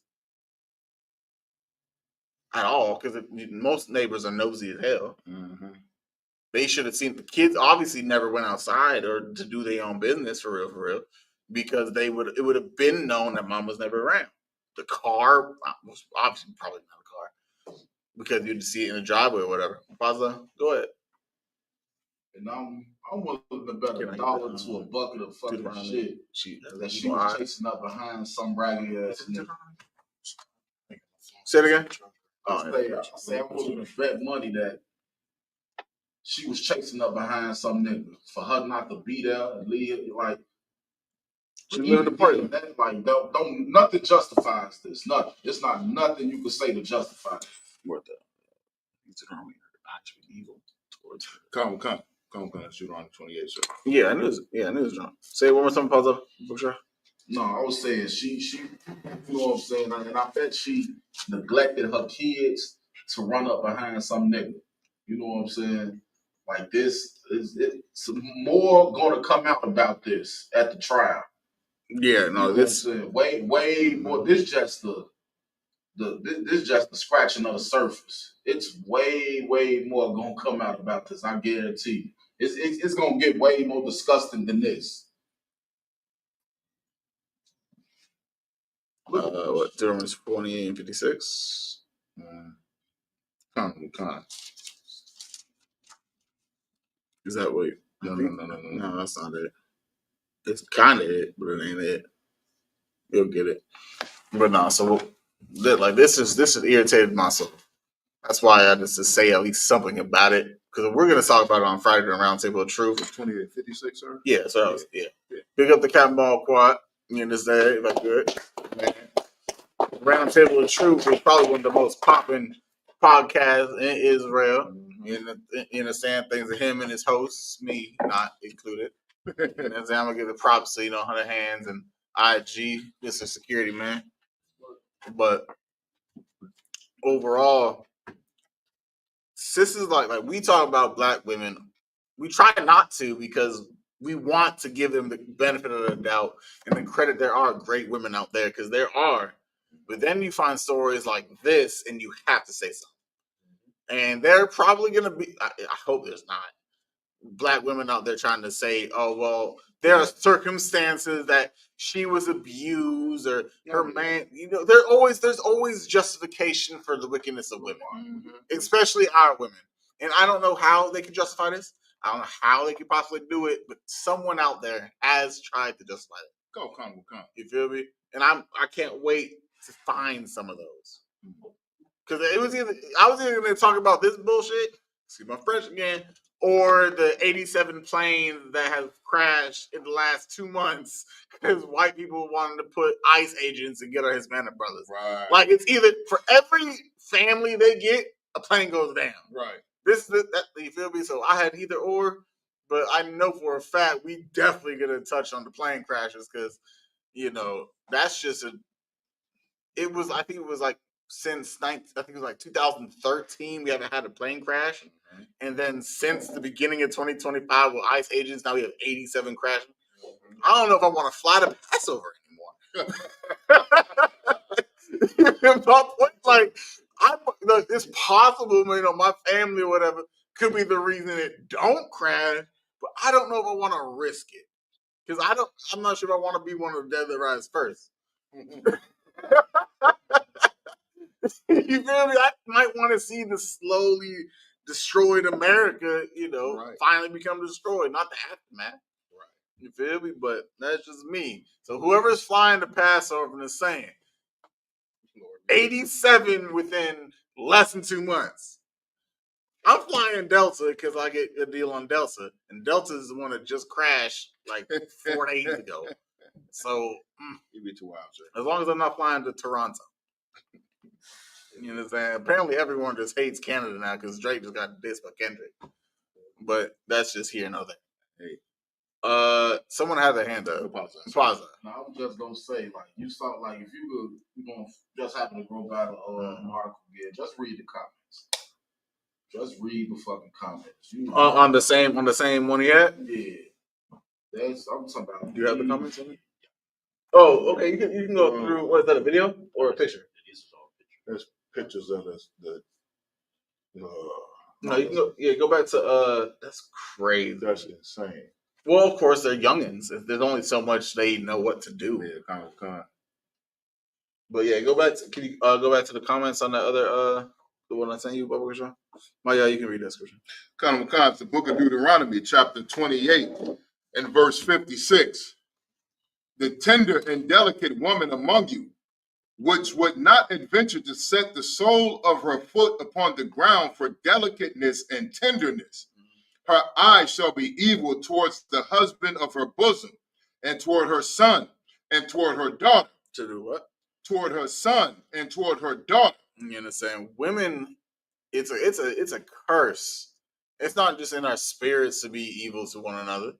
It's definitely not in a sister's spirit to be evil upon her own. Mhm. It's not natural. Our sisters are the most delicate and loving creatures on this earth. Right. When they have the right spirit and upbringing. Right. You feel my point? Like from a young little age, like you just can't. They can't be mad at them. Like they say some grotesque things and they try to roast you when they're children, Mhm. but it's like, but she's just so cute. You feel me? And then they grow up and now they just fine as hell. Hopefully their toes all in the line, because if they're not, now you know you can judge them a little bit. But our sisters, when they in a good spirit and they really find a man and submit to him, they are the best. Mhm. You understand? I know some of you brothers understand what I'm talking about. Okay. Of course, they're going to go off a little bit. Women that aren't naive, it is fine. We all understand it's a trait that the Lord kind of gave you. But they number ones. There's nothing greater than a woman that loves you more than anything. When I mean that, I mean like physically in this realm. I'm not talking about Lord stuff. Right. In the same way that the women could be the worst thing ever for you. So if she can be the worst thing in your life, or the scriptures would say, then why can't she be the best? Right. You feel me? I'm talking about outside of, of course, the law, statutes, commandments, and the Lord, whatnot. I'm talking about just in our daily lives. Do you want to? You talking about these comments? Unless you want to find some comments yourself, Paza. Unless it could be these. Not everybody. Most of the comments was Degrade, as they should. You know what I'm saying? But it's you got that one or two comments that up in there that try to justify like man, these I don't like man. This I got 10 fucking kids. This shit just this shit is soul crushing. That this after this is said about the children, which was the children that come between them. That's exactly. All right. Want me to continue on? Azan? So like I don't know if I could. She's the image of a woman who should just keep her legs closed. She can't. Spitting image of a woman who should never have had kids. Mm-hmm. No, you definitely right. You understand? Women like this, and the thing is that she might have not even gained this wickedness just from herself. Right. Like I said, circumstances. I'm not going to justify this because that's just outrageous. Mm-hmm. But her mom and her dad obviously, probably wasn't in the picture. 90% of the time, the father's never in the picture, and then the mom was just an alley cat. Right. And alley cats can only breed other alley cats. Right. Without a proper father in the house. I don't care what type of lifestyle a father has, he has at least some type of morality about children, his own children.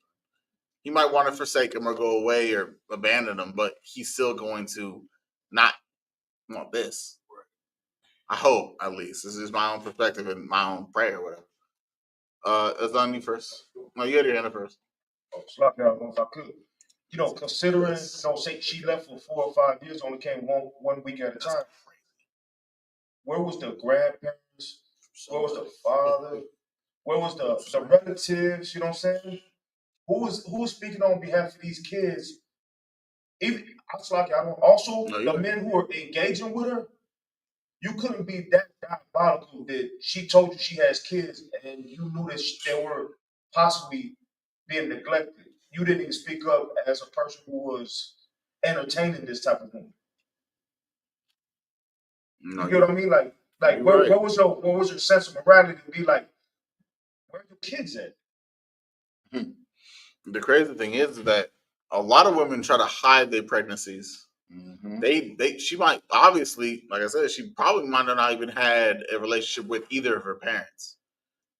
You feel my point? She could have been, for all we know, she could have been a foster child. But either or, she obviously did not get any type of instructions. She might not have any family. To be able to hide something to this degree, either she's just the master of deceit, or no one knew she ever had these kids. When it comes to like a family member or a close friend. Close friends don't give it lots. It's pop it. Okay, how? We got 4 or 5 years is insane. Yeah. That's like you have to be a master of something to make a fool of everyone for 4 to 5 years. Like that means they knew where she lived, but never showed up. You feel me? Like where are we going with this? Now she just had a house that wasn't hers or a side house. right. Women like this are usually the black sheep of the family, and they did stuff in the family to where people just disowned them. You know what I'm saying? And by disowning her, the kids, come along with it. But the UPK brought out some years ago. Some women just don't deserve Ron. Right. Some women just don't deserve Ron. And she just one of them. You know what I'm saying? No, you're right. Like man, I can't like this. Oh man, this shit here. I don't even know what to say. Someone grab Ecclesiasticus 25 and 13. Come on.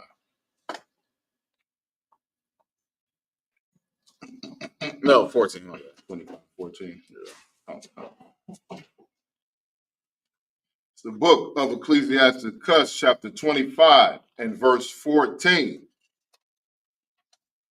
And any affliction, but the affliction from them that hate me. No, never mind. Yeah, I was right. 13. 25, Ecclesiasticus out of the Apocrypha, chapter 25, verse 13. Give me any plague. What? Give me any plague. Y'all know how many plagues are on this earth? It's like Black Death. Yeah, there's cancer. There's COVID, HIV, blue balls. Blue waffles. Oh, blue waffles. It's in his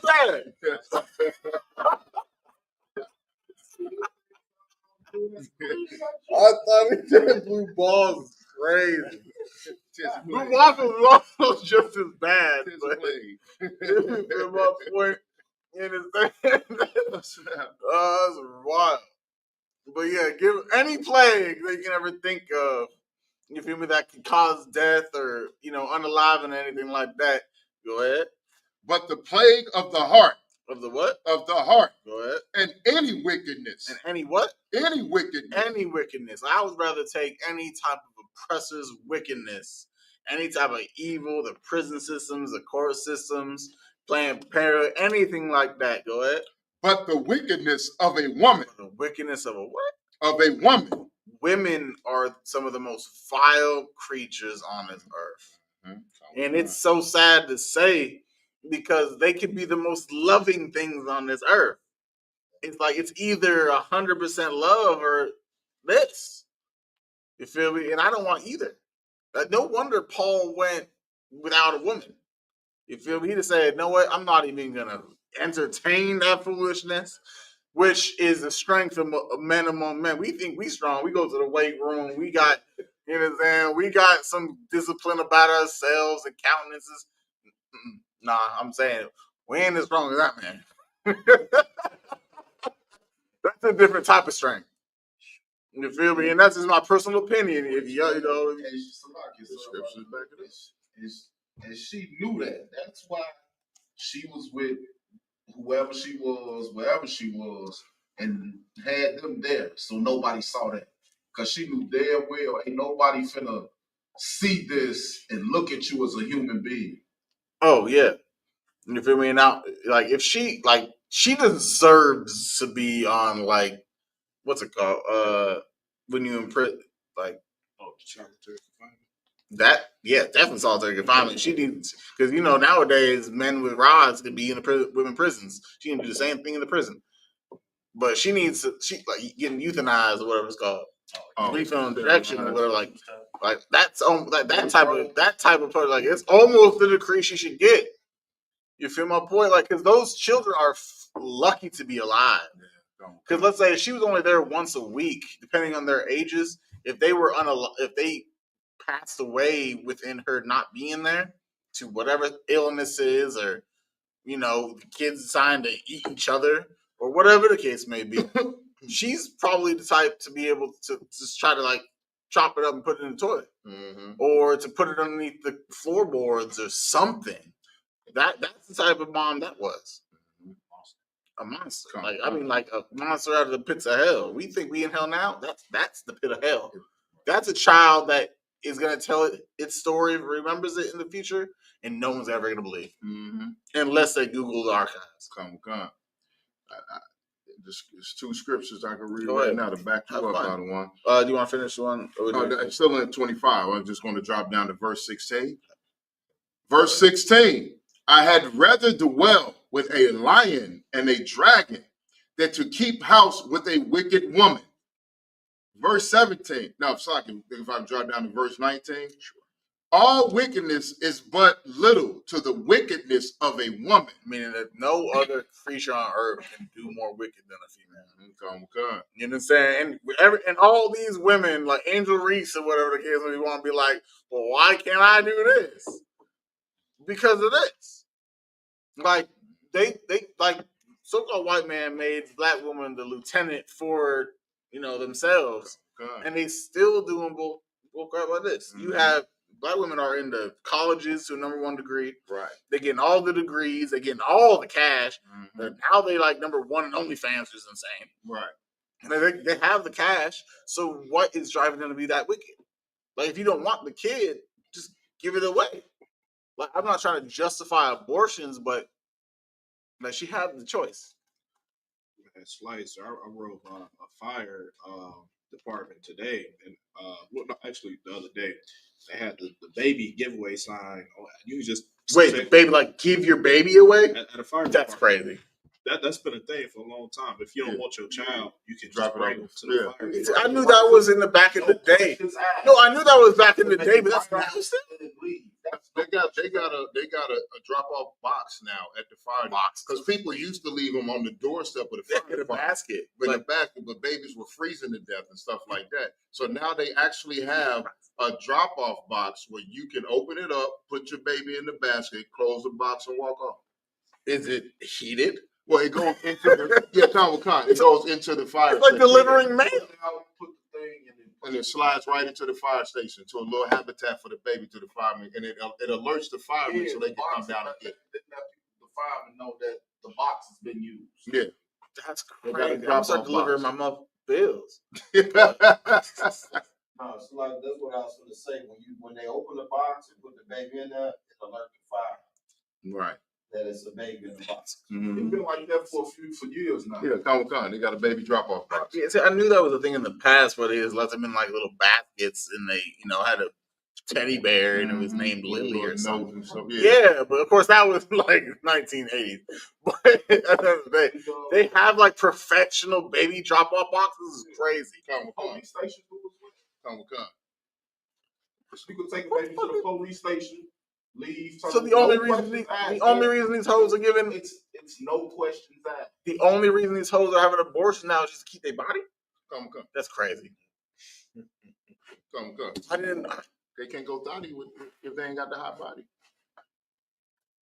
Then what's the point of having a choice? Never mind. Okay. You just never hate America even more.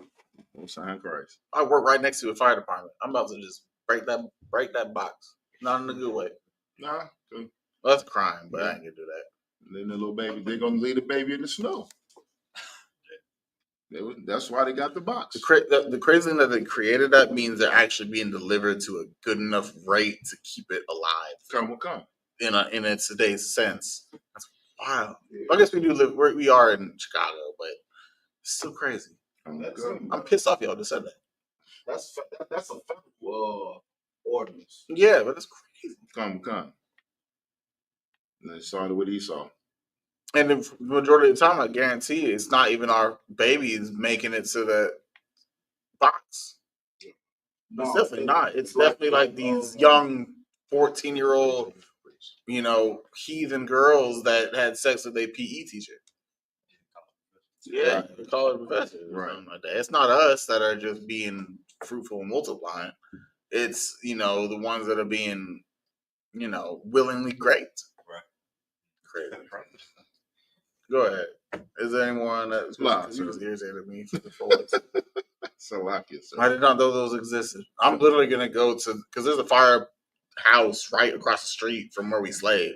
I'm gonna go see if they had it in Evanston. And if they do, I'll be angry. Okay. Is there any other scriptures anyone wants to use for this before we close out?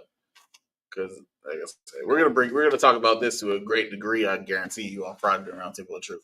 Pause. I think you gotta bring the scripture. No, it's fine. Go ahead. But this is, when it comes to when a woman, and this is another thing, a woman's evil when it comes to them having babies. Why, if they have a boy, they unclean for 40 days, but if it's a girl, it's 80. And it, in the stint of the uncleanness is because of the evil you could be potentially bringing into the world. Right. You understand? Yo, you definitely right. This right here. So let me I know we're basically at the end of the days or time.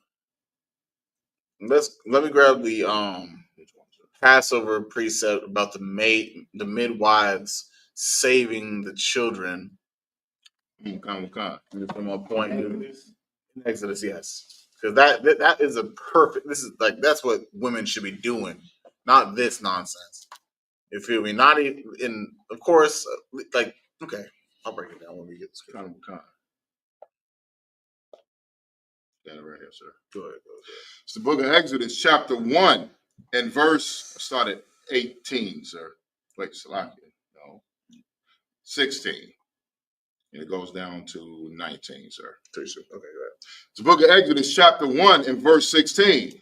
And he said, when you do the office of a midwife to the Hebrew women, and see them upon the stools, if it be a son, then ye shall kill him.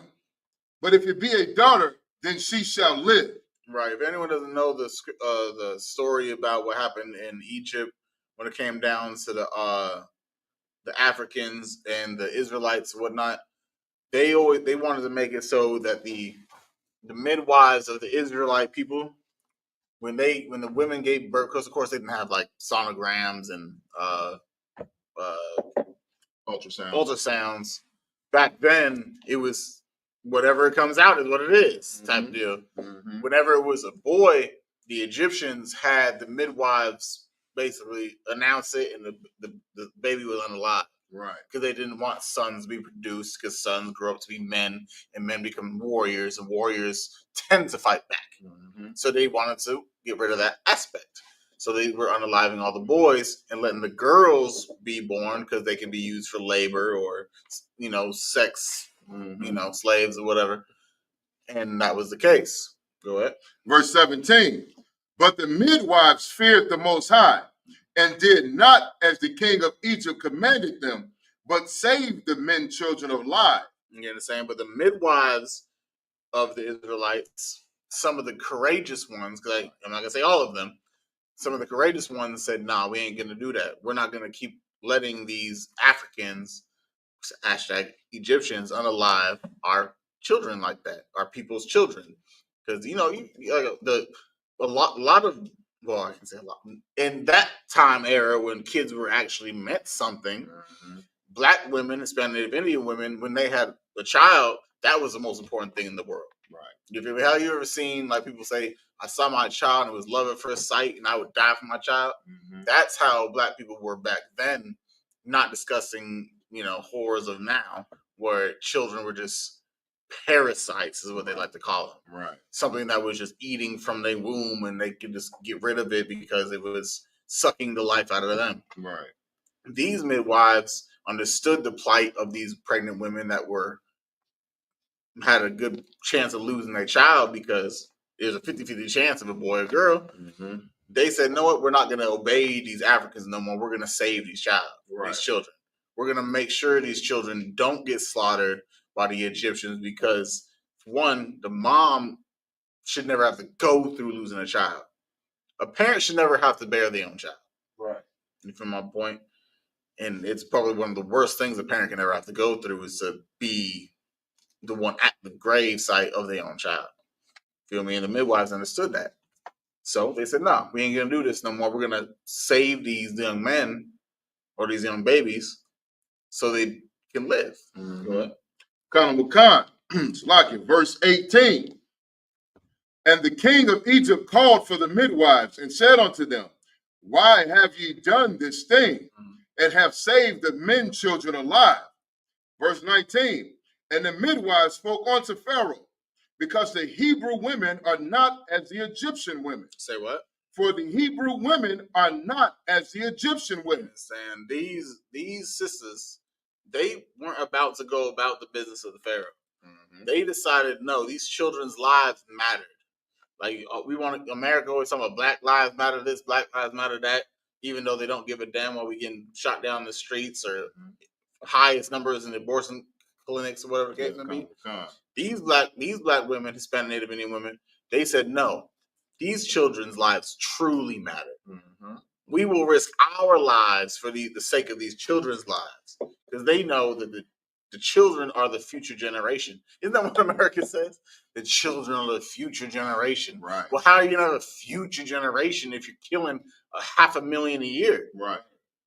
Go ahead.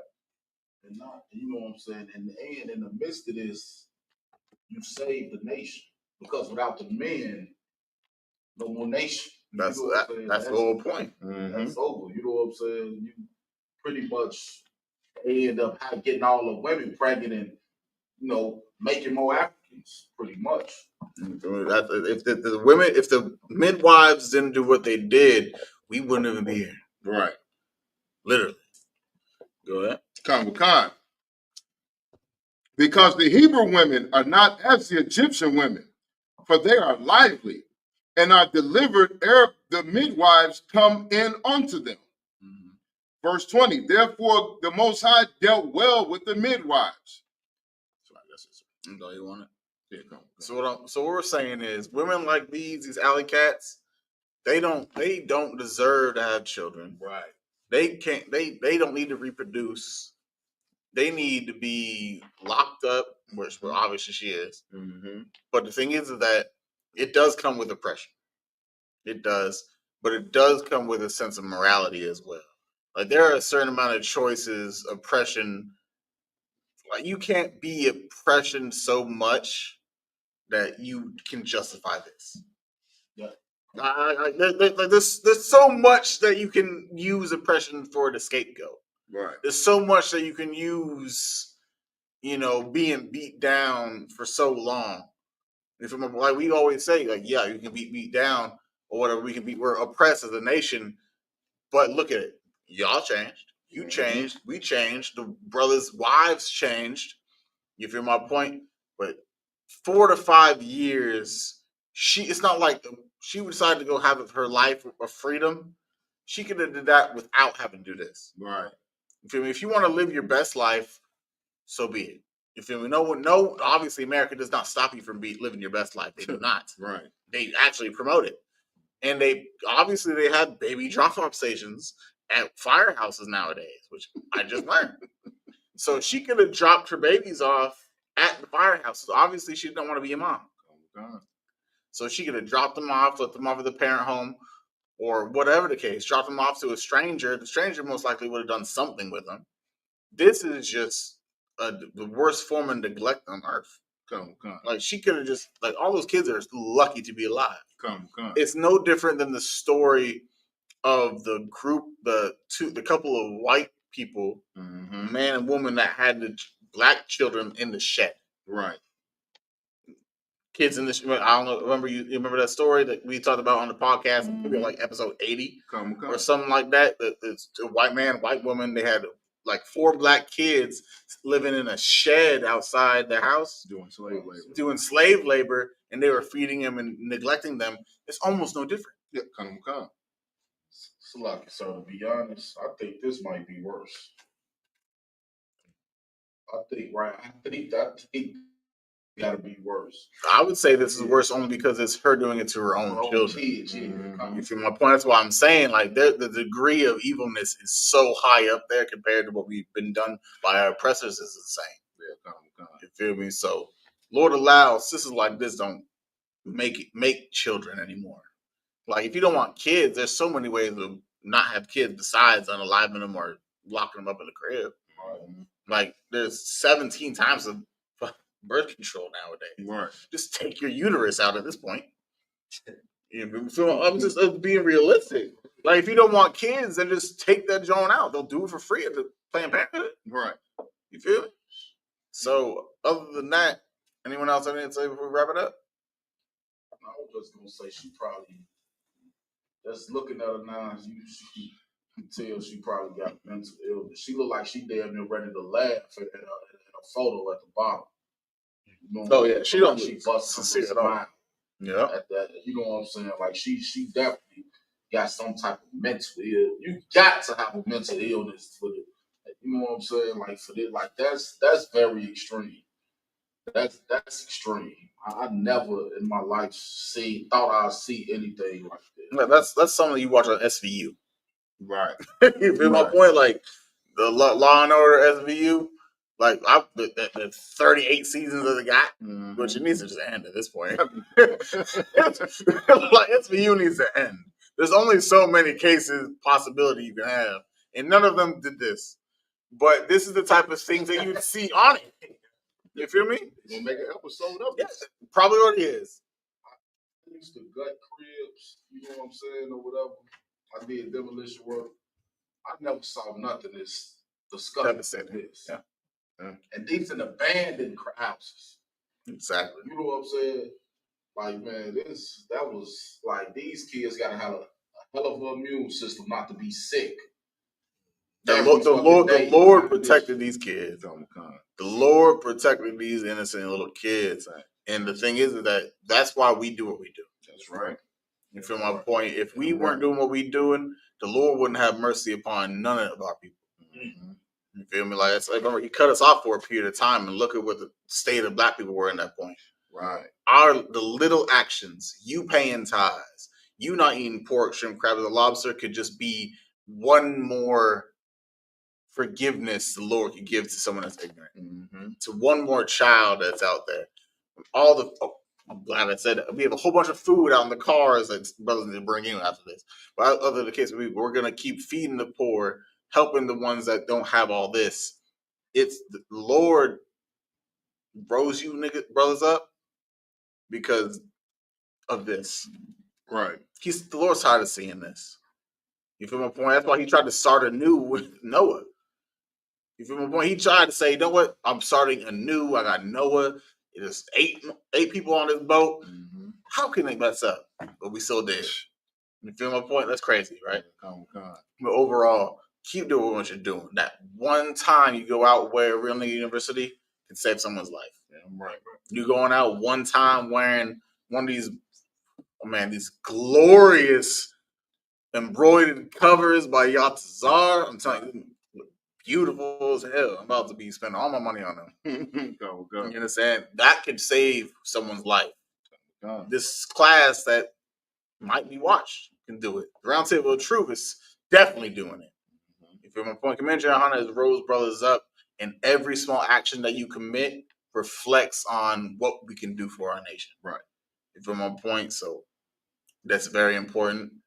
Be the reason that this never happens again. Damn right. So that's all I'm going to say. So what I'm going to do is, with that's going to end tonight's Chicago Wednesday night scripture breakdown class. I'm going to pass the class over to Priest and Officer Carr.